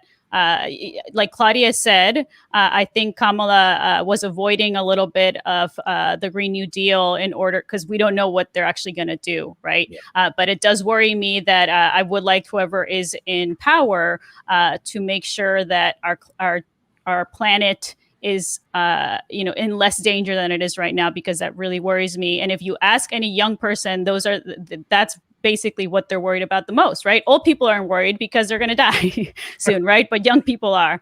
But other than that, of course, Mike Pence did not answer. He was answering questions like 3 days or 3 questions later, basically. He was clearly lied a ton. I was trying to fact check with the help of several journalists on Twitter, but he was constantly lying a lot. I'm not surprised. He's scarier to me than Trump because he's calm and yes. He's a real politician and he knows how to spew bullshit, right? So I don't know. I think these debates aren't really changing people's minds as to who are they going to vote, but I'm hoping that some of the stuff Kamala said about the prison system, like that's important to me. Yeah. I think that's basically getting rid of private prisons and prisons for profit, I think is great. I think we need to do that. We should have done that a long time ago. So hopefully that gets some other people that not so much undecided, but just disenfranchised to maybe that'll make them vote. Who knows? Thank you, Senator. Thank you, Senator. Thank you so much. No, Dorina, I'm speaking. No, I'm sorry, you had 2 minutes. You had 2 minutes. They asked me to moderate. These are rules you agree to ahead of time, Dorina. So, no, awesome stuff, Dorina. Thank you so much. You're heading off to do your World Girl stuff. What time is that at tonight? It's starting in a few minutes. When this is over, if you guys want to jump in, and we're actually giving witchcraft a whirl. So we're hopefully going to cleanse ourselves of everything that just happened. If you want to join us after the show, thank you again for joining us. I'm sure I'll catch up on the discussion later on, and I'll see you guys next week, maybe for the debate. We'll see if it happens, or maybe for our own Impolite Truths episode with John. Thank you, Claudia and Steve, for joining us. Thank you, Dorina. Thank you. See you guys later. Take care. Bye. All right, there's Dorina Arellano. Go over there, the World Girls. Go over there to that their YouTube channel if you want to watch their live show tonight. If not, you want to stick around and hang out with us for a little bit as we discuss this, please feel free to do so. Okay. Steve, I'll go to you first. Overall impressions of what you saw tonight. Did anybody surprise you? Were there knockout punches, or was this pretty much standard fare for both of them, and there isn't much to take away from this? I mean, I think it very much went how I expected it to. I think both of them, frankly, did a good job. It's going to sound strange, but I think Pence did a remarkable job of articulating Trump's insanity in a way that seemed to make a little bit of sense. Like he was able to, because there's so many contradictions and strangenesses and odd moves and odd policies, and Pence was working very hard to sound sincere and empathetic and righteous about these things that make no sense at all. I think Kamala did an incredible job, and I think she did have some very strong moments. But frankly, the biggest knockout punch is what's going on in the world right now. You know what I mean? It's like all she really had to do was point out the horribleness that we're all experiencing in 2020, and I think she did quite a bit more than that. Yeah. There were some really, really good moments for her. Yeah, absolutely. Claudia, what's your overall feeling on this debate? I completely agree with Steve. Like, I don't think like anything was surprising. He basically did the same thing. Like I told you guys before we went on air that I watched the Tim Kaine Mike Pence debate from 4 years ago, just like as a refresher, just because I knew, like, I just wanted to get a sense of Pence's timing and like what he does. And he did the same thing 4 years later that he did then. Yeah. You know, like he's great at lying. He's great at sort of just defending whoever it is, you know, that he has to defend, whatever policy, whatever's going on. So yeah, I wasn't really surprised. I think it really just comes down to, do you agree with their policy or not? Right. I think I agree with both of you. I mean, I don't feel this was a knockout like everyone was predicting, that Kamala was going to eat him up and spit him out. I thought Pence was calm. He was delivered his points of view as he saw fit. I think you're right, Steve. He presented the Trump lunacy in a way that was palatable, if you are even remotely leaning that way. I don't think it was palatable to anybody who's got a rational brain, but certainly was palatable to people who it gave them cover. To explain why they feel the way they feel about any situation that was brought up where Trump is looking deficient or looking completely incompetent, found a way to do that. I liked what Kamala did. I thought she had some really strong points to deliver, but I also felt that she kind of fumbled the opportunity to really hammer some points home and really go after Pence, allowing him to talk uninterrupted while she smiled or pulled back or looked away or just sat there and let it. I thought was a little bit of a missed opportunity, but that's, you know, me as a debater, that's a thing. I like to be more of an aggressive debater, and I felt that she kind of sat back, but maybe that's a strategy as a woman, you know. Yeah, Claudia, please speak to that. I was going to say it's my same argument with Hillary, you know, like 4 years ago. It's a really hard line to walk, especially now for Kamala, who's a woman of color. Yeah. She's a prosecutor. She already has, you know, a reputation. So she does have to be able to speak to everyone at this point. And so what does she do? You know, I think it's really hard. I mean, me, I don't care. If it was me, I'd be going after him and being like, you suck, and making like really dumb, you know, like, you know, you clown.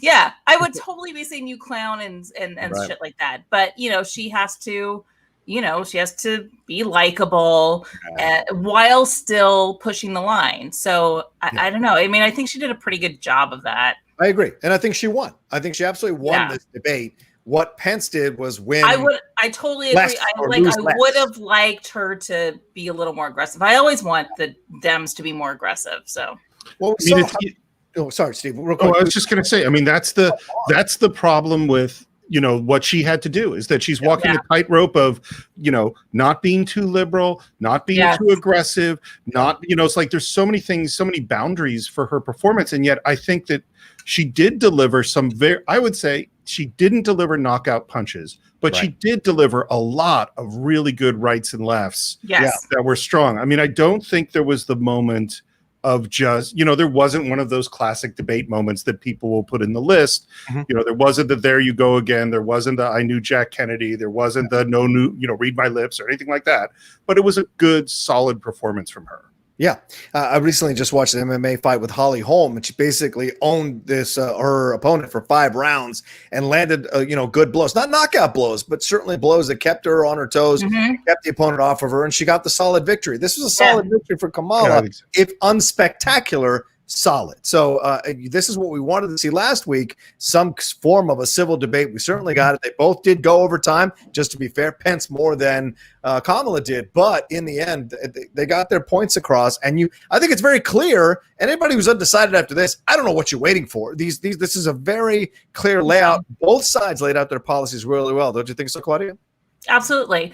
Because the biggest thing, they keep attacking, the left and Biden, and, especially for the ACA stuff, but they have no plan. There is no plan for healthcare on their side.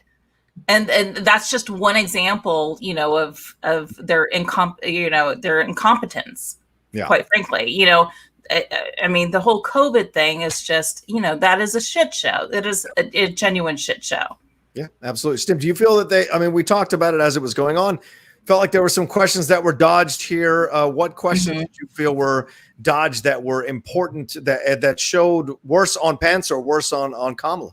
Well, the biggest one is what Claudia just said, is that they for years they've had no health plan. We're in the middle of a pandemic. They have no health plan. Right. They are literally going to the Supreme Court to repeal the ACA, kicking out people with pre-existing conditions, kicking out 25-year-old kids that are under their family's health insurance, while the president gets COVID and 212,000 people are dead. The fact that the fact that there wasn't a moment where Kamala just knocked him out with that is surprising. Yes. That's the biggest one. It is there's such debate about most of the time about, well, what's the most important issue? Is it military? Is it foreign policy? Is it the Middle East? Is it climate change? Today, at this moment, there is no debate. There is one issue, and that is an issue that this administration has 100% failed at. And Pence's attempts to spin the 12,000 deaths into a victory is absolutely ridiculous. Yeah, COVID has affected everyone, and it's affected everything. Yeah. From home ownership to jobs. Economy. Everything. Right. Yeah, and you saw that it was very clear that there were openings. And it's funny. I don't want to be one of those people that goes, "Oh, she should have done more." I just felt like there were openings that were missed a little bit that could have delivered the knockout blows. But in the end, she gets the victory. We just wanted a little bit more, especially on the heels of what happened last week. But I don't know. I'm in that weird place because I'm trying to be more aware of how to look at these things than how I used to normally look at them. And in this situation, it is a tough. A tough thing that a female a vice president or female presidential candidate has to walk that line. Hillary destroyed Trump in every one of the debates 4 years ago, yet people were still trying to give Trump credit because he was able to string sentences together. And it's just like this. It's amazing how different the parameters are, the judgment is. But I think I just wanted Kamala to knock him out and make him look like a fool. The one thing I will say, though, is that Pence stumbling on the Breonna Taylor response, I think, was telling and was huge in that his inability to really answer the question cohesively and hemming and hawing for the first 30, 45 seconds before he finally got back on track, I thought spoke volumes about how not trained he was to answer that question, or how dangerous he knew that question was for him, because they are struggling to get voters. They're struggling to get votes right now from a lot of communities that they carried 4 years ago. And so you see him trying to figure out how to phrase that thing and walk the line. So I thought some opportunities were lost by Pence too. I think he ignored a bunch of questions. He kept going back to address something almost like a child a little bit, going like, well, I'd like to go back to that last question and spend a minute on that. Then I'll spend a minute on abortion or whatever. And so I thought they ran away from the abortion question, both of them pretty much. I don't know. What do you guys think? I think the biggest one that I was disappointed in Kamala is climate change. Yeah. I think, and again, this is this thing of not wanting to piss off the moderate conservatives that they're hoping to pull away from Trump, is that Climate change is a far larger disaster than COVID.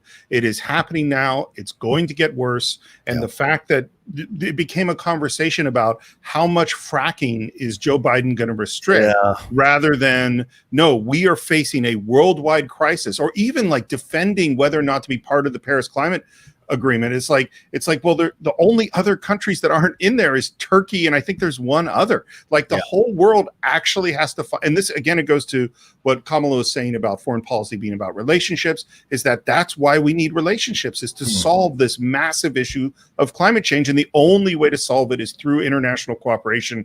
I think Kamala could have done a lot more in that area. Yeah. I completely agree. I mean, I agree on the sense too. I think she could have been more aggressive about the abortion issue, about being pro-choice.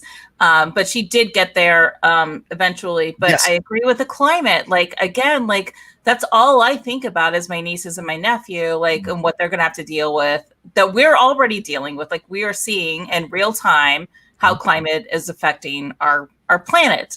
And like Mark Kelly said, yesterday in his debate, like, we don't have a planet B. Yeah. We have this planet. So we have to make that work.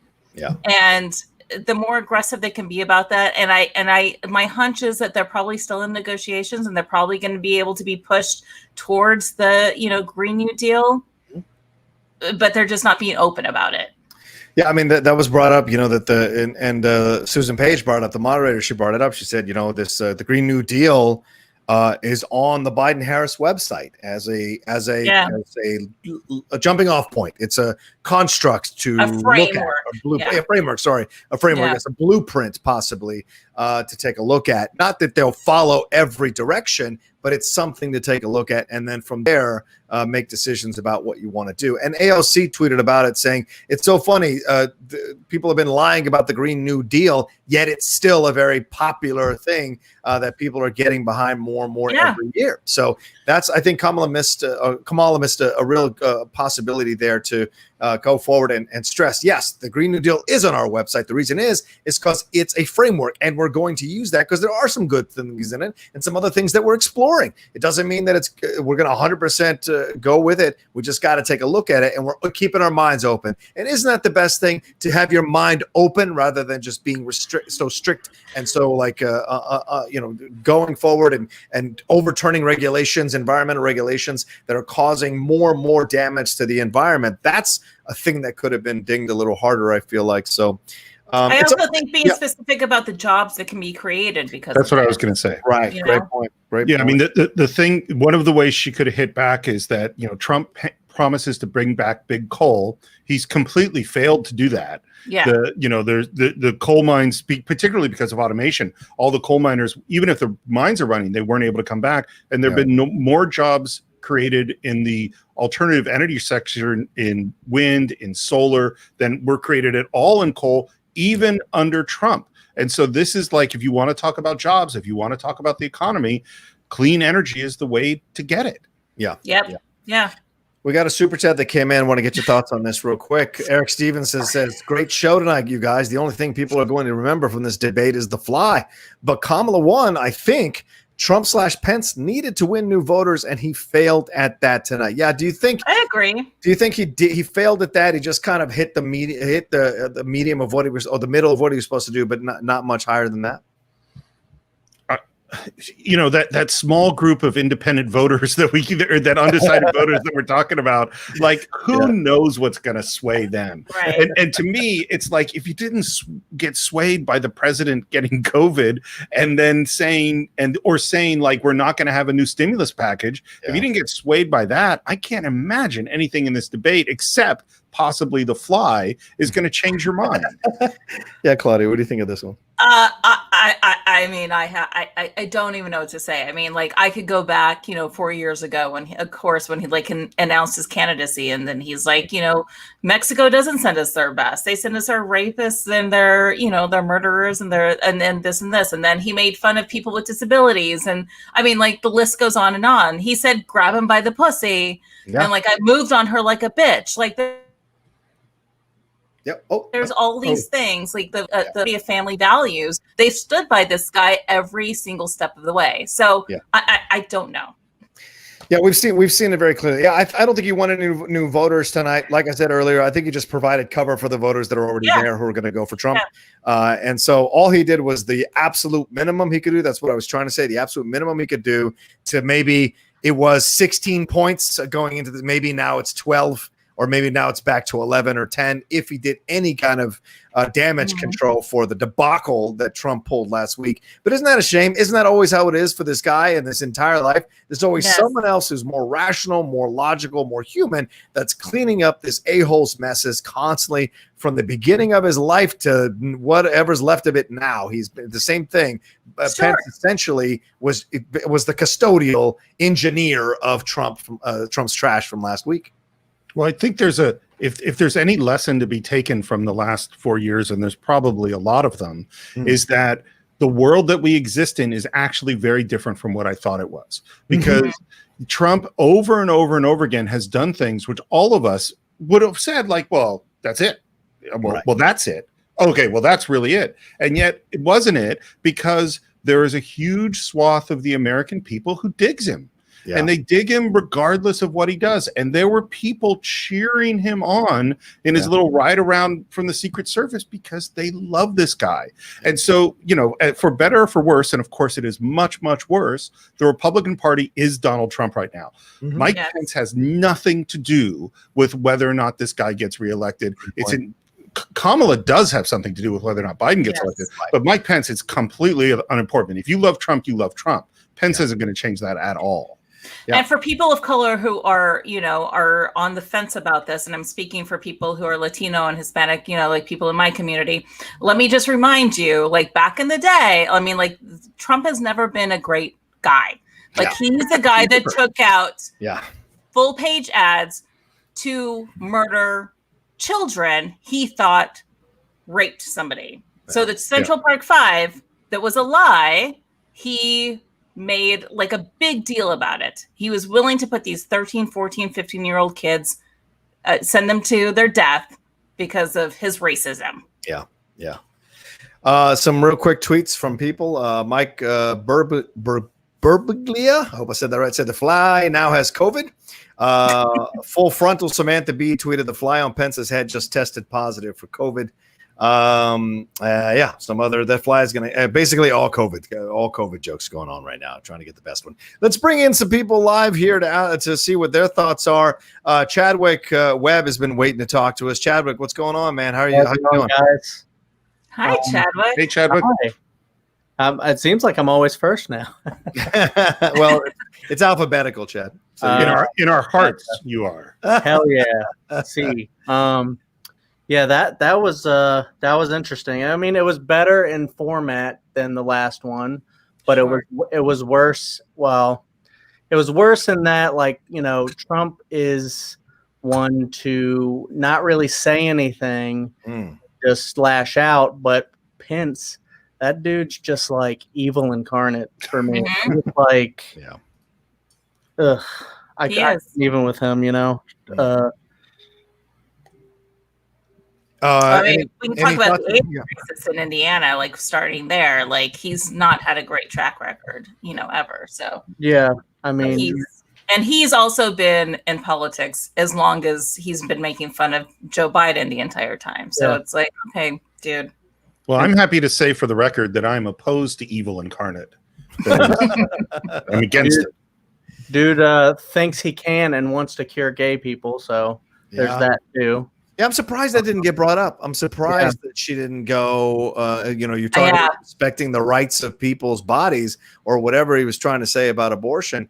Maybe turn it around and be like, well, then why are you trying to convert people off of homosexuality? They're born that way. Why do you have an issue with that?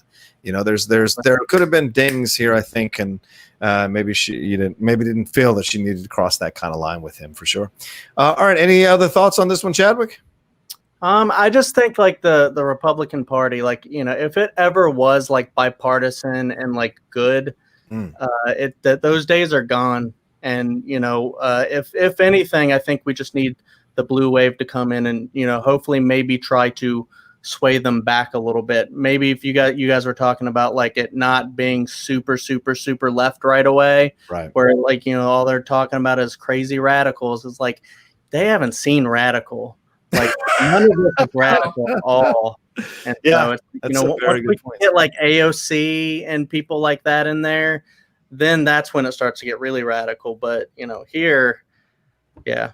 And that support for AOC, for the progressives, that is growing. It is getting stronger and stronger every year because people don't see that stuff as that radical anymore. They actually see the same policies over and over again aren't yielding positive results for our country or for our people. And so they're looking at these more progressive points of views or policies and seeing, well, why not? Let's try this route and see what happens. Doing the same thing over and over again and yielding the same results, well, that's the definition of madness. So at some point, you know, it starts to stop being radical and it starts being like something logical to try. And how radical is it to have to want to have health care and education for everybody? Right. That's not crazy. To actually make this country great. Yeah, and Steve, when's the last time? You know, this country's built on radical. Going to the moon was radical. The space program was radical. Civil rights, radical. Ending slavery, radical. Getting into wars to defend this country in terms of the Civil War, rather, radical. I mean, we're built on being radical, separating from Britain. Britain, fucking radical. So it's just like, I don't understand this idea, and revolutionary, this idea that somehow being radical is a negative. Well, it's remarkable how many things in our history that were supposed to destroy the country actually made us stronger. Yeah. Whether it was the minimum wage or unions or civil rights or women voting or gay marriage or any of these things, it's like, oh my God, the country is going to fall apart. You're going to destroy business. You're going to destroy the Christian nature of morality. You're going to, no, apparently those things aren't going to happen. Right. Yeah, like just when he was talking about like rioting and looting and stuff like that, it's like, well, I mean, sometimes, unfortunately, when you have oppressive governments, this is how change comes. Yes. Unfortunately. When you invest more in your people, they want to invest more in their country and they're more supportive. So, you know, that just makes no sense when you're, you know. I think that one of the big things that I would say, and this is what always frustrates me with the Trump administration, is it's not just healthcare, is that they have no plan.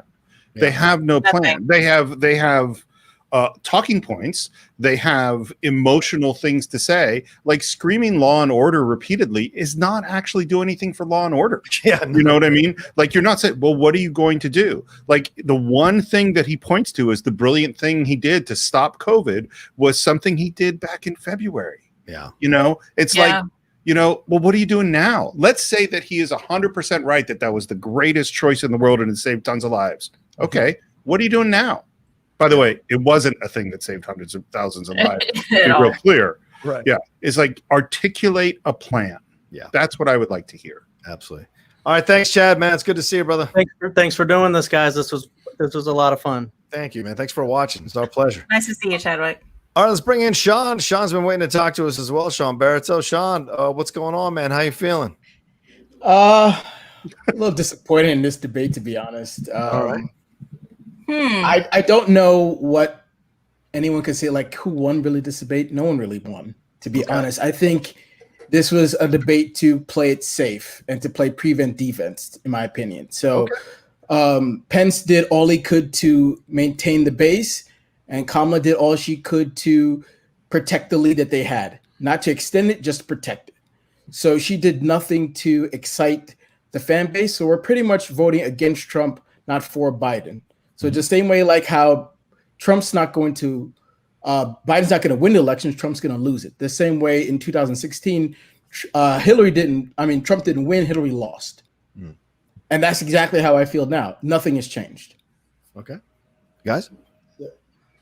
I think that's pretty astute analysis, Sean. I think I like the doing the prevent defense. I think we saw a lot of that tonight. Yeah. What do you think, Claudia? I can see how you can see that about. I can see how you can see that. I do disagree that this isn't that this is going to be an election against Trump. I just don't see. I don't see the comparison, and I might have a different point of view because I am a brown woman. But to me, there's a huge chasm between the two people, and even tonight I could even see that. And you know, I don't know. It's just I respect your point of view. I don't share the point of view. I mean, that's politics. It's totally fine. But I mean, for me, it's like if I'm on the progressive side, which I am, Biden is not talking to me and doesn't want to talk to me. I don't disagree. I agree with Dorina. Like, he still is not speaking enough to the progressive side again. It's the candidates are so completely different. One is just evil incarnate. Not debating that. It's not voting for, you know, the better of two evils. But it's like, I'm not excited to vote for Biden. I'm going to vote for Biden, but I'm not excited to. You should be excited, though. Because democracy is not going to be completely demolished if Biden gets elected, but it will if. But I can put any Democrat right now in Biden's place and they get the exact same thing. Sure. That's not what's exciting me. What's exciting me is the kind of policy that Biden's going to put in when he gets into office, not if. When he gets into office. So you as a voter get to push him, and then in the next election you get to push even farther. I completely disagree, but I'm saying I think what Biden's supposed to be doing now, they're going to win, and everybody kind of knows that. So we don't know. You can't say that. No, here's why. 4 years ago. Well, here's why. Hillary lost. Trump didn't win. If Hillary tried, she would have won. Hillary won. Hillary did win 3 million. Yeah. Sean, she did try. She just didn't go to these states because she thought for sure it was in the bag. Because just like Steve just said earlier, she thought we lived in a different America, an America that would not stand for the antics of Trump and what to Claudia brought up, what he said about Mexicans, grab them by the pussy, the accusations of rape, the porn star stuff, Stormy Daniels, all of it. She thought we were living in a different America, and all of us had to have a very strong wake-up call that morning that he won, you know? And so I hear what you're saying. I hear what you're saying. Sean, I agree with you, Sean. Yeah, I think I totally agree with you. I don't know. I just have a different point of view about this election. I think he lets you, if you're a progressive, Biden at least lets you in the room. Trump doesn't even let you in the building. And there's a difference there. I agree with that. But Kamala should have been like, well, what is Trump and Biden going to? What is Trump and Pence going to do now? Like, if they think that this mailer thing is a fraud, fix it. You're in charge now. Trump's president, not Biden. If there's a problem with mail-in voting, fix it. You're in charge. If there's a problem with COVID, fix it. You're in charge. Kamala should have been hammering that home every single day. All she did was play prevent defense. She knows she has a lead, and she's like, I'm not going to do anything. That's why she skated on abortion. She skated on a lot of things that were the Green New Deal, because she knows we have a lead. All I'm here to do is to not blow it. I hear a couple things. More than that. First of all, there's a difference between there's a problem in mail-in voting, fix it, and there's a problem in healthcare, fix it. The reason they're not fixing the problem with mail-in voting is because they're making it up. Yeah. You know, I know. Yeah. I know. So that's the first thing. The second thing, I would like to frame this differently for you. Because I agree with everything that's been said, and that Biden is a person that we can talk to, and he is moving, and he will talk to other people, and he is not as far left as I would like him to be either, but he's the best we got. But that's not how I want you to think about it. You are fighting Hitler. And when you're fighting Hitler, you're going against, and I don't mean that Trump is Hitler because he's different, but like if you John, I know you served in the military. There are all sorts of things wrong with the military. The officer you're serving with might not be the best guy. The other guy that you're in the foxhole with, he might be from a different culture, from a different point of view, and he might be an asshole. But the two of you are working together. You're all working together to defeat something that's evil. And that's what we're doing right now. Yeah. That's what we're signing up for. It's not that we're saying that Biden is the greatest candidate in the history of the United States. I don't believe that he is. It's that we are all working together to defeat something that's threatening this country. Right. And that's what we got to get excited about. Not that everybody who's in the army with us agrees with us. It's that we're all agreed in doing this thing. Yeah, this is not an election to get excited about. This is an election to fight back against an evil that is looking to destroy our country and the institutions of our country, and destroy large swaths of our country who are people of color, who are gay, who are women, who are all kinds of things that they see as a threat to their desire to create an autocratic regime. It's been very clear from the beginning, his embracing of these dictators, which Kamala brought up. Actually, and she could have gone farther and say Trump's been talking about 8 years, 16 years, 24 years being in charge. Like at a rally, he said, maybe I'll serve 24 years and then you guys will be rid of me after 24.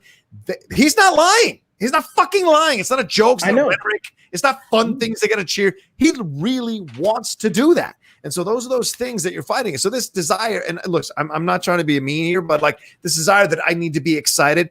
Get over yourself. You know what's happening here, and I'm not speaking to you, Sean, specifically. Anybody, anybody says that. Get over yourself. This is more important. Your feelings to be excited. This is about stopping a man from an administration that is led by someone like Stephen Miller, who's a straight up white supremacist that wants to destroy people of color and put them essentially put their necks on. Put their knees on our necks for 8 minutes and 46 seconds, but rather instead of for 8 minutes for 4 years, and we can't have that again.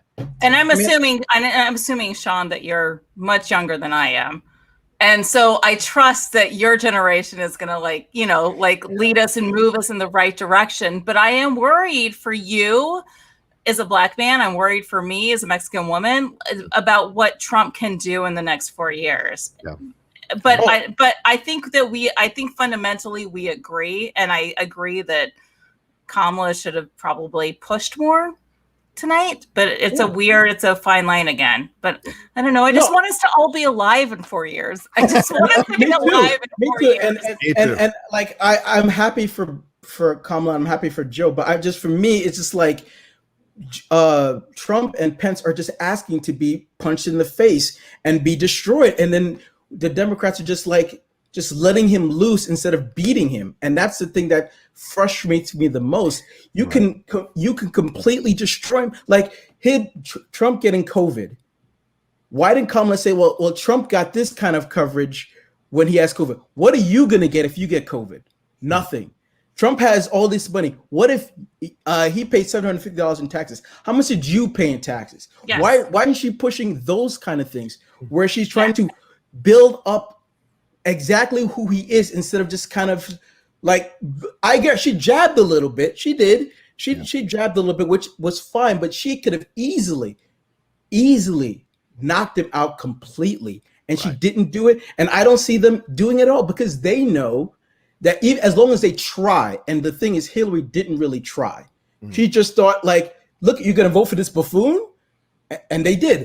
Now they understand. Now they understand like, we have a lead. Let's just not blow it. So we'll try, but we won't go too far because we don't want to seem too progressive, too radical, because we don't want to upset what we already have. Well, you can't. Sorry, Sean. Go ahead. Finish. No, I was going to say, and plus they know that the independents who really swung the election last time are not going to vote for Trump this time. That's why they're like, they're just playing prevent defense. And it's like, I understand what you're doing, but you're not making me. I'm going to vote for Biden, but you're making me more excited about after Biden than Biden himself. I'm looking past him already. Yeah. And that's not a bad way to look at it, honestly. I mean, but you just articulated why their strategy is the correct one. You're voting for Biden. I mean, frankly, I agree with the point, but they don't need to win your vote. Yeah, right. They don't. And if they if they lean too far into the progressive, they'll lose other votes, and Biden has made it very clear in his mind. This is a fight for the middle of the country. And so he knows he's been polling well. I mean, remember, he was dead in the Democratic primary for a number of weeks. And then out of nowhere, he started coming on because they started to see that he actually is relatable to a lot of people in the middle of the country, not the coastal elites that they like to say, but in the middle of the country, the heartland, those places even on the coasts and what have you that have that kind of heartland vibe to them. They find a connectability with Biden more than they did maybe with Hillary. So they know they've got a real possibility to win this thing. Once they get in, then you're going to see AOC is going to be on them like that fly was on Pence's head. She will AOC, Katie Porter. Yeah. Well, when AOC becomes eligible in 2024, that's like wake me up then. She's going to be great. I can't wait to see her run for president. Yeah. Well, then you'll see some excitement because we'll know some real policy will come in. Not this like patchwork, like we're just going to try to fix everything that Trump broke, not go forward beyond that. That's what the Biden regime is going to do. Is like we're just going to fix what Trump broke. But that's not far enough. That's not even doing anything. You're just fixing what broke. Right. We're not adding anything new. Yeah, I don't even know. I mean, honestly, like we could use a whole Avengers team of, I mean, like all the nominees, like let's all, like we need everyone. We need everybody's brain. We need, you know. I am ready for the AOC Katie Porter 2024 ticket. Oh yeah. Oh, are you kidding? AOC and whoever. It doesn't even matter who's your VP. Like Elena Barr, I don't know. Katie Porter would be Katie be a brown paper bag. It wouldn't really matter. It really wouldn't matter. Fair enough. All right, thanks, Sean. Appreciate you coming in, brother. It's always good to have a good night. Thanks, guys, for letting me talk. Debate too. Thank you, my friend. All right, let's bring in a Canadian. I don't know what's he got to say about our country, but he's got something to say here. Canada, what's up, Rajko? How you doing, my man? Oh, I'm doing well, and it's Rocha. You should know it's Ryko. Ryko. All right, it's Rocha. Yeah. Oh, Rocha. Well, I'm sorry, I didn't know that. Rocha. Yeah. Well, no, I knew Rocha. I apologize for that. All right. But okay, Sean basically said a lot of the stuff I wanted to say. I feel like back in my stand-up days when I'm following somebody that just killed it. Right? But so I'm gonna talk about something you guys talk about, which is this whole radical thing. And the United States has basically moved so far right that policies and ideas that are not radical anywhere else are considered radical by like the mainstream and even people is convinced. And I want to share something that I wasn't going to, but after this conversation I want to share. So there was a poll taken in Canada about the American election. This was last week, so this is before all the COVID stuff. So what I'm going to compare these numbers is to the American numbers before this whole Trump getting COVID. So overall, they asked, who do you support, Trump or Biden? And 84% of the entire country picked Biden. I'm a little upset that it's as high as 16% for Trump, but that's my brother-in-law's in that, so unfortunately. But when you break it down by actual party, like our, I don't know if you guys, how familiar you guys are with the Canadian political system, but we have a lot of parties. Basically, there's about, I'd say 5 major parties in Canada right now. And so if you break it down by party, what's interesting is the NDP, which is basically the progressive, the worker party, 94% are for Biden, and the 6%, who knows what that is. But and the Liberals, who are liberal in name only, they're left wing, but they're more neoliberal. They're like 94% for Biden. But the one that really gets me is our conservative party. 59% for Biden, 41% for Trump. So if you look at that, that's actually the average right now of what it was in the States like last week, right? Before. Right. So the Canadian Conservative Party is basically reflective of the entire United States. And so that's one of the things is like, and it's changing though, because like Rocha was saying, like a lot of this stuff that's radical, people are now, especially the younger people, are accepting and they're willing to go for that. And so that's what makes me hopeful. And like Sean said, what progressives, unfortunately I'm Canadian, but I can't vote and stuff, but what progressives are really looking forward to is fighting Biden and then trying to push him in the right direction. And then 4 years from now, if it's Biden or if it's Kamala, it'll probably be Kamala to primary them. So I'm really looking forward to that because it's now 2 elections in a row that the left has been honing, or the progressives have been honing their primary thing. So eventually we're going to get there, because now it's like building from the roots up. If you look at all the what are they called, the below the line races, like all the local races, there's a lot of progressives that are becoming really. Did I lose him? Did I lose him?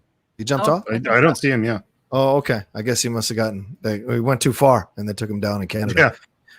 Yeah, he made some great, excellent points. I thought he made agree. some good points, right, Steve? I What'd you agree think? with him. Yeah. I mean, I think the biggest point that I think he made is that there are all these things that are standard throughout the developed world, healthcare being the most obvious, that we see as totally alien. And the thing that occurred to me as he was talking, I think there are two slogans that have been so destructive to the US. The first, and they're both conservative ones. The first is American exceptionalism, and the second is Make America Great Again. And the fact that the same party can have these two slogans that are totally contradictory, and both of them lock into I can't listen to anybody else. Everything that was good about America was in the past, and that we are perfect as we are, and yet we hate ourselves. Those contradictions are what lead us to not looking over at someone saying, oh, a national healthcare system is cheaper and does better. Yeah. Our healthcare system is a complete mess. Like, I don't know anybody who looks at our healthcare system and goes, yeah, this is working really great. It's not.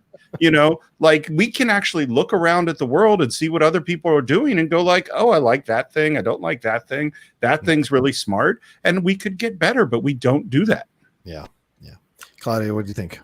Well, I also think that, he has a point about, like our two-party, like we really haven't talked about this, but our two-party system for a population the size that we are is kind of silly at this point. So I feel like after this election, moving forward, going more progressive, maybe opening it up to more than a two. I mean, like, things have to change fundamentally. And I think we're at that tipping point right now.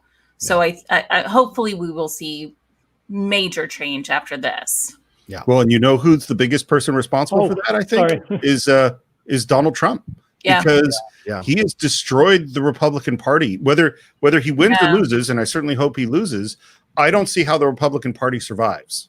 Yeah. Post Trump, I don't see what it does. Yeah. Yeah. Well, I apologize. I got disconnected, so I don't know what I missed. But Trump is sort of the end point of what the Republican Party has been doing for like 40, 45 years. Right.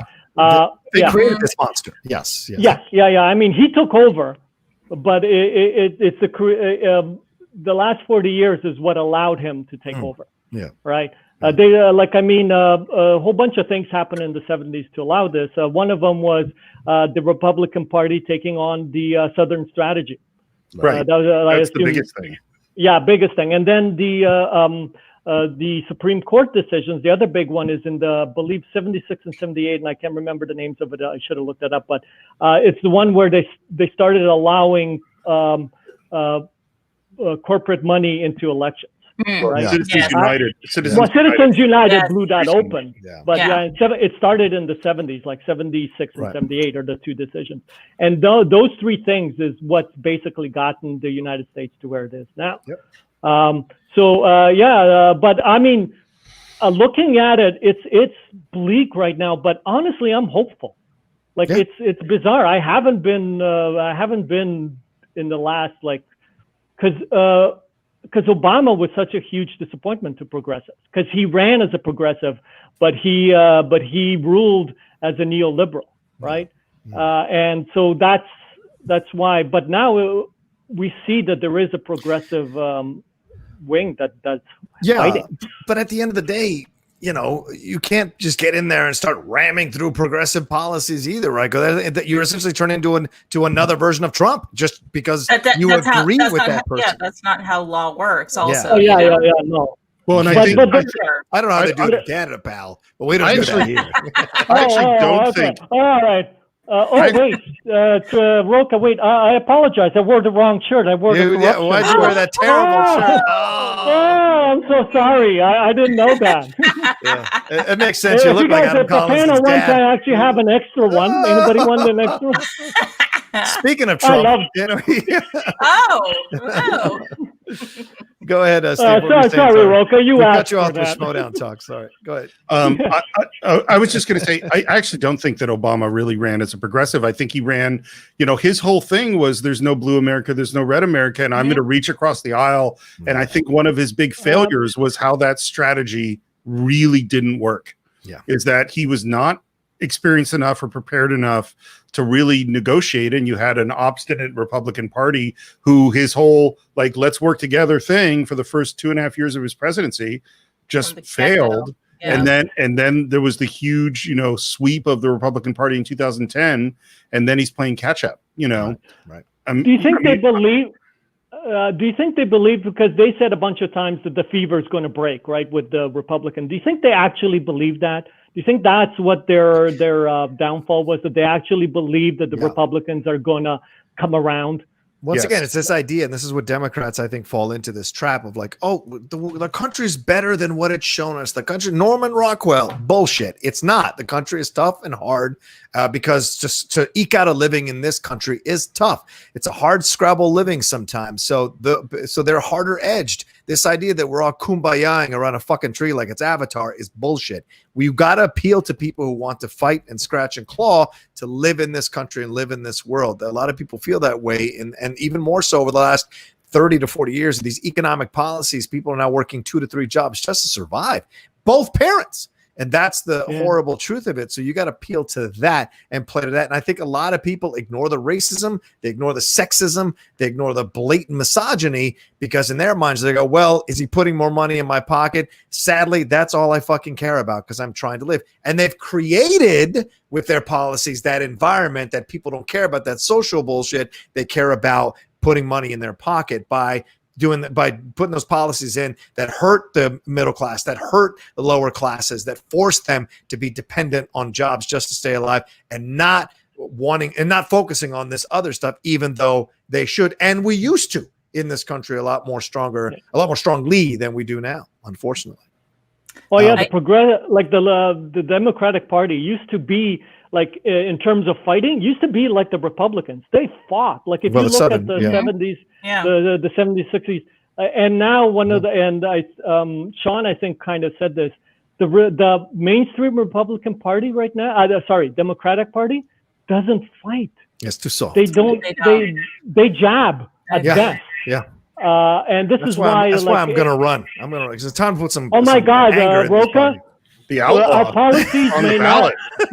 I would vote for you because of the fight thing. That's right. Would you move to the U.S. to vote for the outlaw? Because you're not doing us any good in Canada. I used to live in the U.S.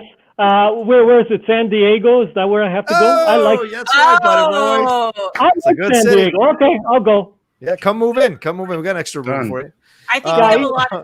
Our country was founded on a genocide, so I think we have a lot of work to do. It's a fair point. Canada's history isn't that much better. Right, of course, they're connected by land mass. Of course. Yeah. So I think there's a lot of work to do. Well, we got 2 more people waiting, Reiko, so I got to let you go. We got to get. Thank you so much, Rocha. Thank you as well. Thank you so much. Good to see you. Nice to see you, Reiko. All right, let's bring in Brennan real quick. Please just have one question, Brennan Tushka. All right, Brennan, what's up, brother? How are you? Good. My question, was this debate better than the last one? Yes. Wow. I think so. I mean, the bar isn't that high. Yeah. Yeah, that's fair. But yeah. I'm certainly hoping, I didn't really watch the debate, but I was hoping that it would at least be a little bit more civil. It was. Yeah. Yep. For sure. This was your basic, debate. It was like a normal one. It was not a shit show. Brennan, I'll be curious to hear your thoughts on it and our hangout either on Thursday or Friday to hear your thoughts on it once you watch it, because it was a very civil debate. And I know you're a man of faith, so I'd be curious to hear your thoughts on some of what Pence had to say and some of what Kamala had to say, and what your points of views on it are, brother. Well, I know I don't want to hear anything Pence says.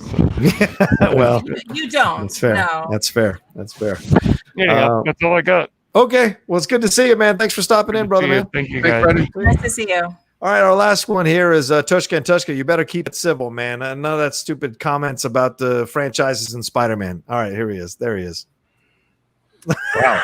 It's a mysterious face you're in there. Fly protections. All right, you get 3 seconds or I'm taking it off. There it is. I didn't have it. I tried to find a prop. Couldn't find it. This is the best I got is a paint stick. But, well, you got to do it like Biden did right here. He tweeted this. There you go. Pitch in $5 to help this campaign fly. There you go. I guarantee you, he probably got like 10% of the votes because of that. Yeah, probably. What's your comment, brother? What's your question? Yeah, I mean, it was a little bit better than last time for sure. Sure. Kamala definitely has a very great sense of timing. I was impressed. Came in late, and it just kind of seemed like they kept cutting Pence off. And I was like, started timing it, and I was like, oh no, she's spot on. Yeah. Pence just has no sense of timing, so he would be a terrible musician, an even worse comedian. But no, would have been a terrible vice president. So yeah, go ahead. Yeah. Well, that may have already been proven. But no, I mean, we have a panel this time. You know, I talked to you guys last time about, you know, how I am going to be voting third party. Still undecided as far as which third party, but for you all, because you seem very. Can I buy you a cake or something to not do that? Can I a pizza? I'm borderline diabetic, so I appreciate it. But what state do you live in? I'm in Oklahoma. Yeah. Okay. But my question to you all though is because you all seem to be very stout as far as you know, in political science, or at least astute. You mean astute, not stout? Yeah. I'm sorry. I'm from Oklahoma. Sorry. I'm having a stout. So some people have described me as stout. You guys are very IPA in political. But no, like, what would it take to get a third party at the table? Because we already mentioned, hey, the bipartisan is kind of killing us. Yeah. Thomas Jefferson even said bipartisan is going to ruin this nation. But I mean, I know the magic percentage was like 15% of votes, and then they actually kind of get a seat at the table. But for you that may have more knowledge than me, you know, what would it take for us to actually see a third party, whether independent or an actual party itself, like get into the debates so we can hear more voices than the blue and red chatter of bullshit that we have been getting for the last I think century. No super PACs and no money in politics. Yeah.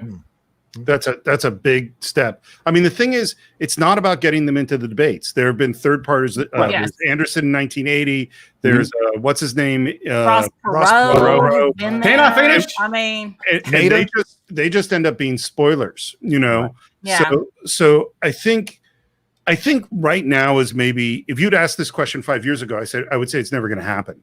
As much as I would like it to happen, it's never going to happen. Mm-hmm. But with what Trump has done to the Republican Party, and then the huge schism between the far left of the Democratic Party and the center of the Democratic Party, maybe there's the potential for it to happen. Yeah. And I think it would be a great thing. The problem, you know, it's always these weird, you know, it's like a weird prisoner's dilemma. Is like, if you vote for that third party candidate, you are risking the fact that you're going to get the worst possible person to be in the charge of the government. It's very scary. That's what I think needs to happen. And to piggyback off what Claudia said and Steve said, I think we have to have two of the worst nominees for a Democrat and Republican to spark the idea of a third party, because both the Democrats and the Republicans are afraid to have a third party, because every time the election is the most important thing in the world. And so to have a third party come in to mess it up, you know, some argued that Ross Perot was the reason Bill Clinton got in, because he took some votes away from huge part of it from Bush. Yeah, exactly. So it's like that. People are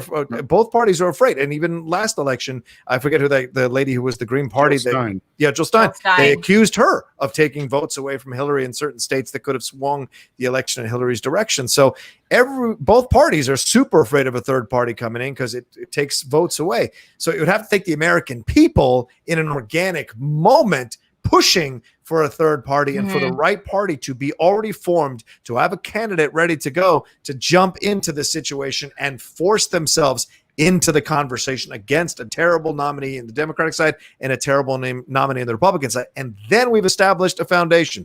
And from there, it can go forward. So I think it is possible. Yes. It's just certain things need to fall in line for it to be possible. Yeah. I mean, I agree with your previous guest who I saw last week as well, who's from Canada, and I have close relations. I have a lot of friends and family in Canada as well.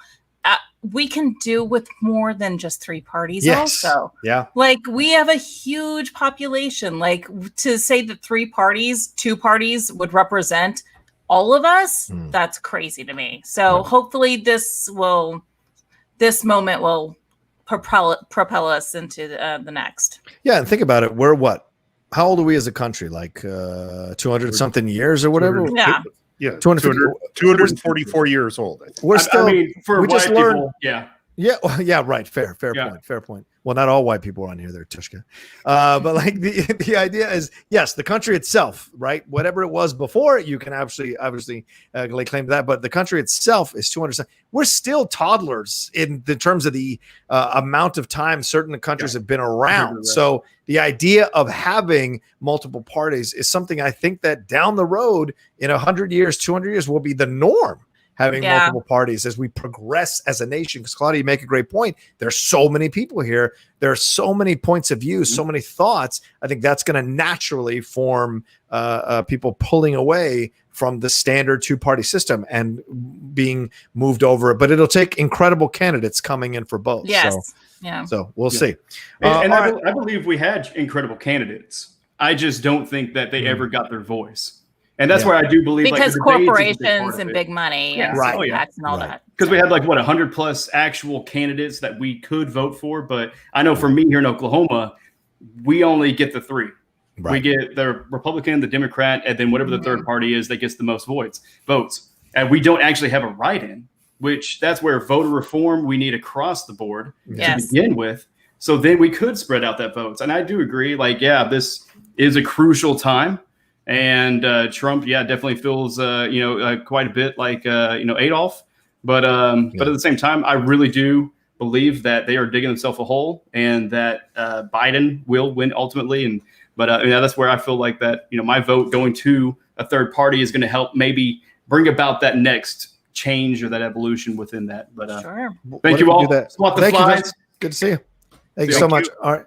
I know we got to let you guys go, and me too. I got to get going too. So let's real quick super chat here. Wayne Edwards says Sean is making so much sense, and Rocha is right on point. Despite this lead Biden Harris have, Trump could win in a landslide because the Democrats are too cautious, playing not to lose. Yeah, do you guys think that is possible? That Trump can win in a landslide? That's not possible. Okay, not in a landslide, but it is possible he could win. Yeah. Okay. All right. I agree with that. Anything's possible at this point. That's what scares me. I think we got one more. Sorry, we got one more here. Andrew Hale says, great show today, guys. I really enjoyed Steve and Claudia's thoughts on politics. A great addition. Absolutely agree. Both of you. Thank you, Andrew. Thank you. Yeah. Thank you both for taking the time to come on the show here tonight. Okay. That's everybody. So I just want to wrap it up here and let us all go. Thank you, Steve. Thank you, Claudia. Claudia, to start with you, where can they find you and everything that you got going on? At Claudia Dolph across the board, also at Studio CNC. We do a chat show every Friday night. We have Dave Foley from Kids in the Hall this Friday. Nice. So if you guys want to watch us, I'll post it somewhere that you can find it on the YouTubes. So, yeah. Yeah. All right. Absolutely. Follow Claudia there. And Steve, where can they find you, my man? Everything you got going on? They can find me at SR Morris. And of course, they can listen to John and I talk about great movies on the Cinephiles. And this for 3 weeks, we have been exploring Black Panther with Jay Washington and Winston A. Marshall, the deepest, most epic, most complicated exploration of that film. So it's definitely worth listening to. We've had a lot of great movies we've been talking about lately. So come on over to the Cinephiles. Absolutely. Well, thank you both so much for taking the time to be with Dorina and I tonight. It was a blast to have so many different points of views in this conversation. And we got a debate that we could actually dissect in a conversation about policies and what have you, and debate tactics, which was a lot of fun, as opposed to last week, which was a debacle. So thank you all so much for watching us and staying with us. We had almost 400 people watch. We had over 400 people watching us live. Thank you so much. If you're watching us later, and a lot of you do, please hit that like button and please leave a comment down below. Keep it civil, of course, but please leave a comment down below. The more comments, the more likes you leave us, and that's that thumbs up button. It helps elevate the visibility of this show, and people can find it and discover Impolite Truths, and then discover the Outlaw Nation channel as well. So all that you can do there. If you can't donate, if you can't give, because a lot of people are suffering right now financially, totally understandable, but hitting that like button, leaving a comment, that's the way you can help build what we're doing here and support what we're doing here. And please share it on your social media, this video as well, because when you share it, you're telling people who like and respect your opinion that you approve of this content. And if they like your opinion, they'll take a chance on this content and come aboard, hopefully. So do all of that as well. And subscribe to the channel down below. We're crossed 14,000 subscribers, marching towards 15. We want to get to 20,000 as before the end of the year, if not more. So please come aboard the Outlaw Nation train here on this channel and see all the great content we got going on. Follow me at the Rocha Says. Follow Dorina at Evil Bruja, or Evil Dorina. What is Evil? What is Bad Brujas. At Bad Bruja. Bad Follow Brujas. her at Bad Brujas and give her some love as well and all of that. All right, we got over 400 likes, so thank you all so much for giving us some likes here. Let's keep it going for those of you who are watching afterwards. All right, that's it. I'm talked out. Much love to all of you. Thanks for joining us, and hopefully we'll see you next week for the debate on the 15th. Maybe Trump will be in a hazmat. Is that going to happen? suit. Who knows? Who knows? They'll put it in a bunker. We'll see. All right, take care, everybody, and we'll talk to you next time on another brand new episode of Impolite Truths. Be well and please wear a mask.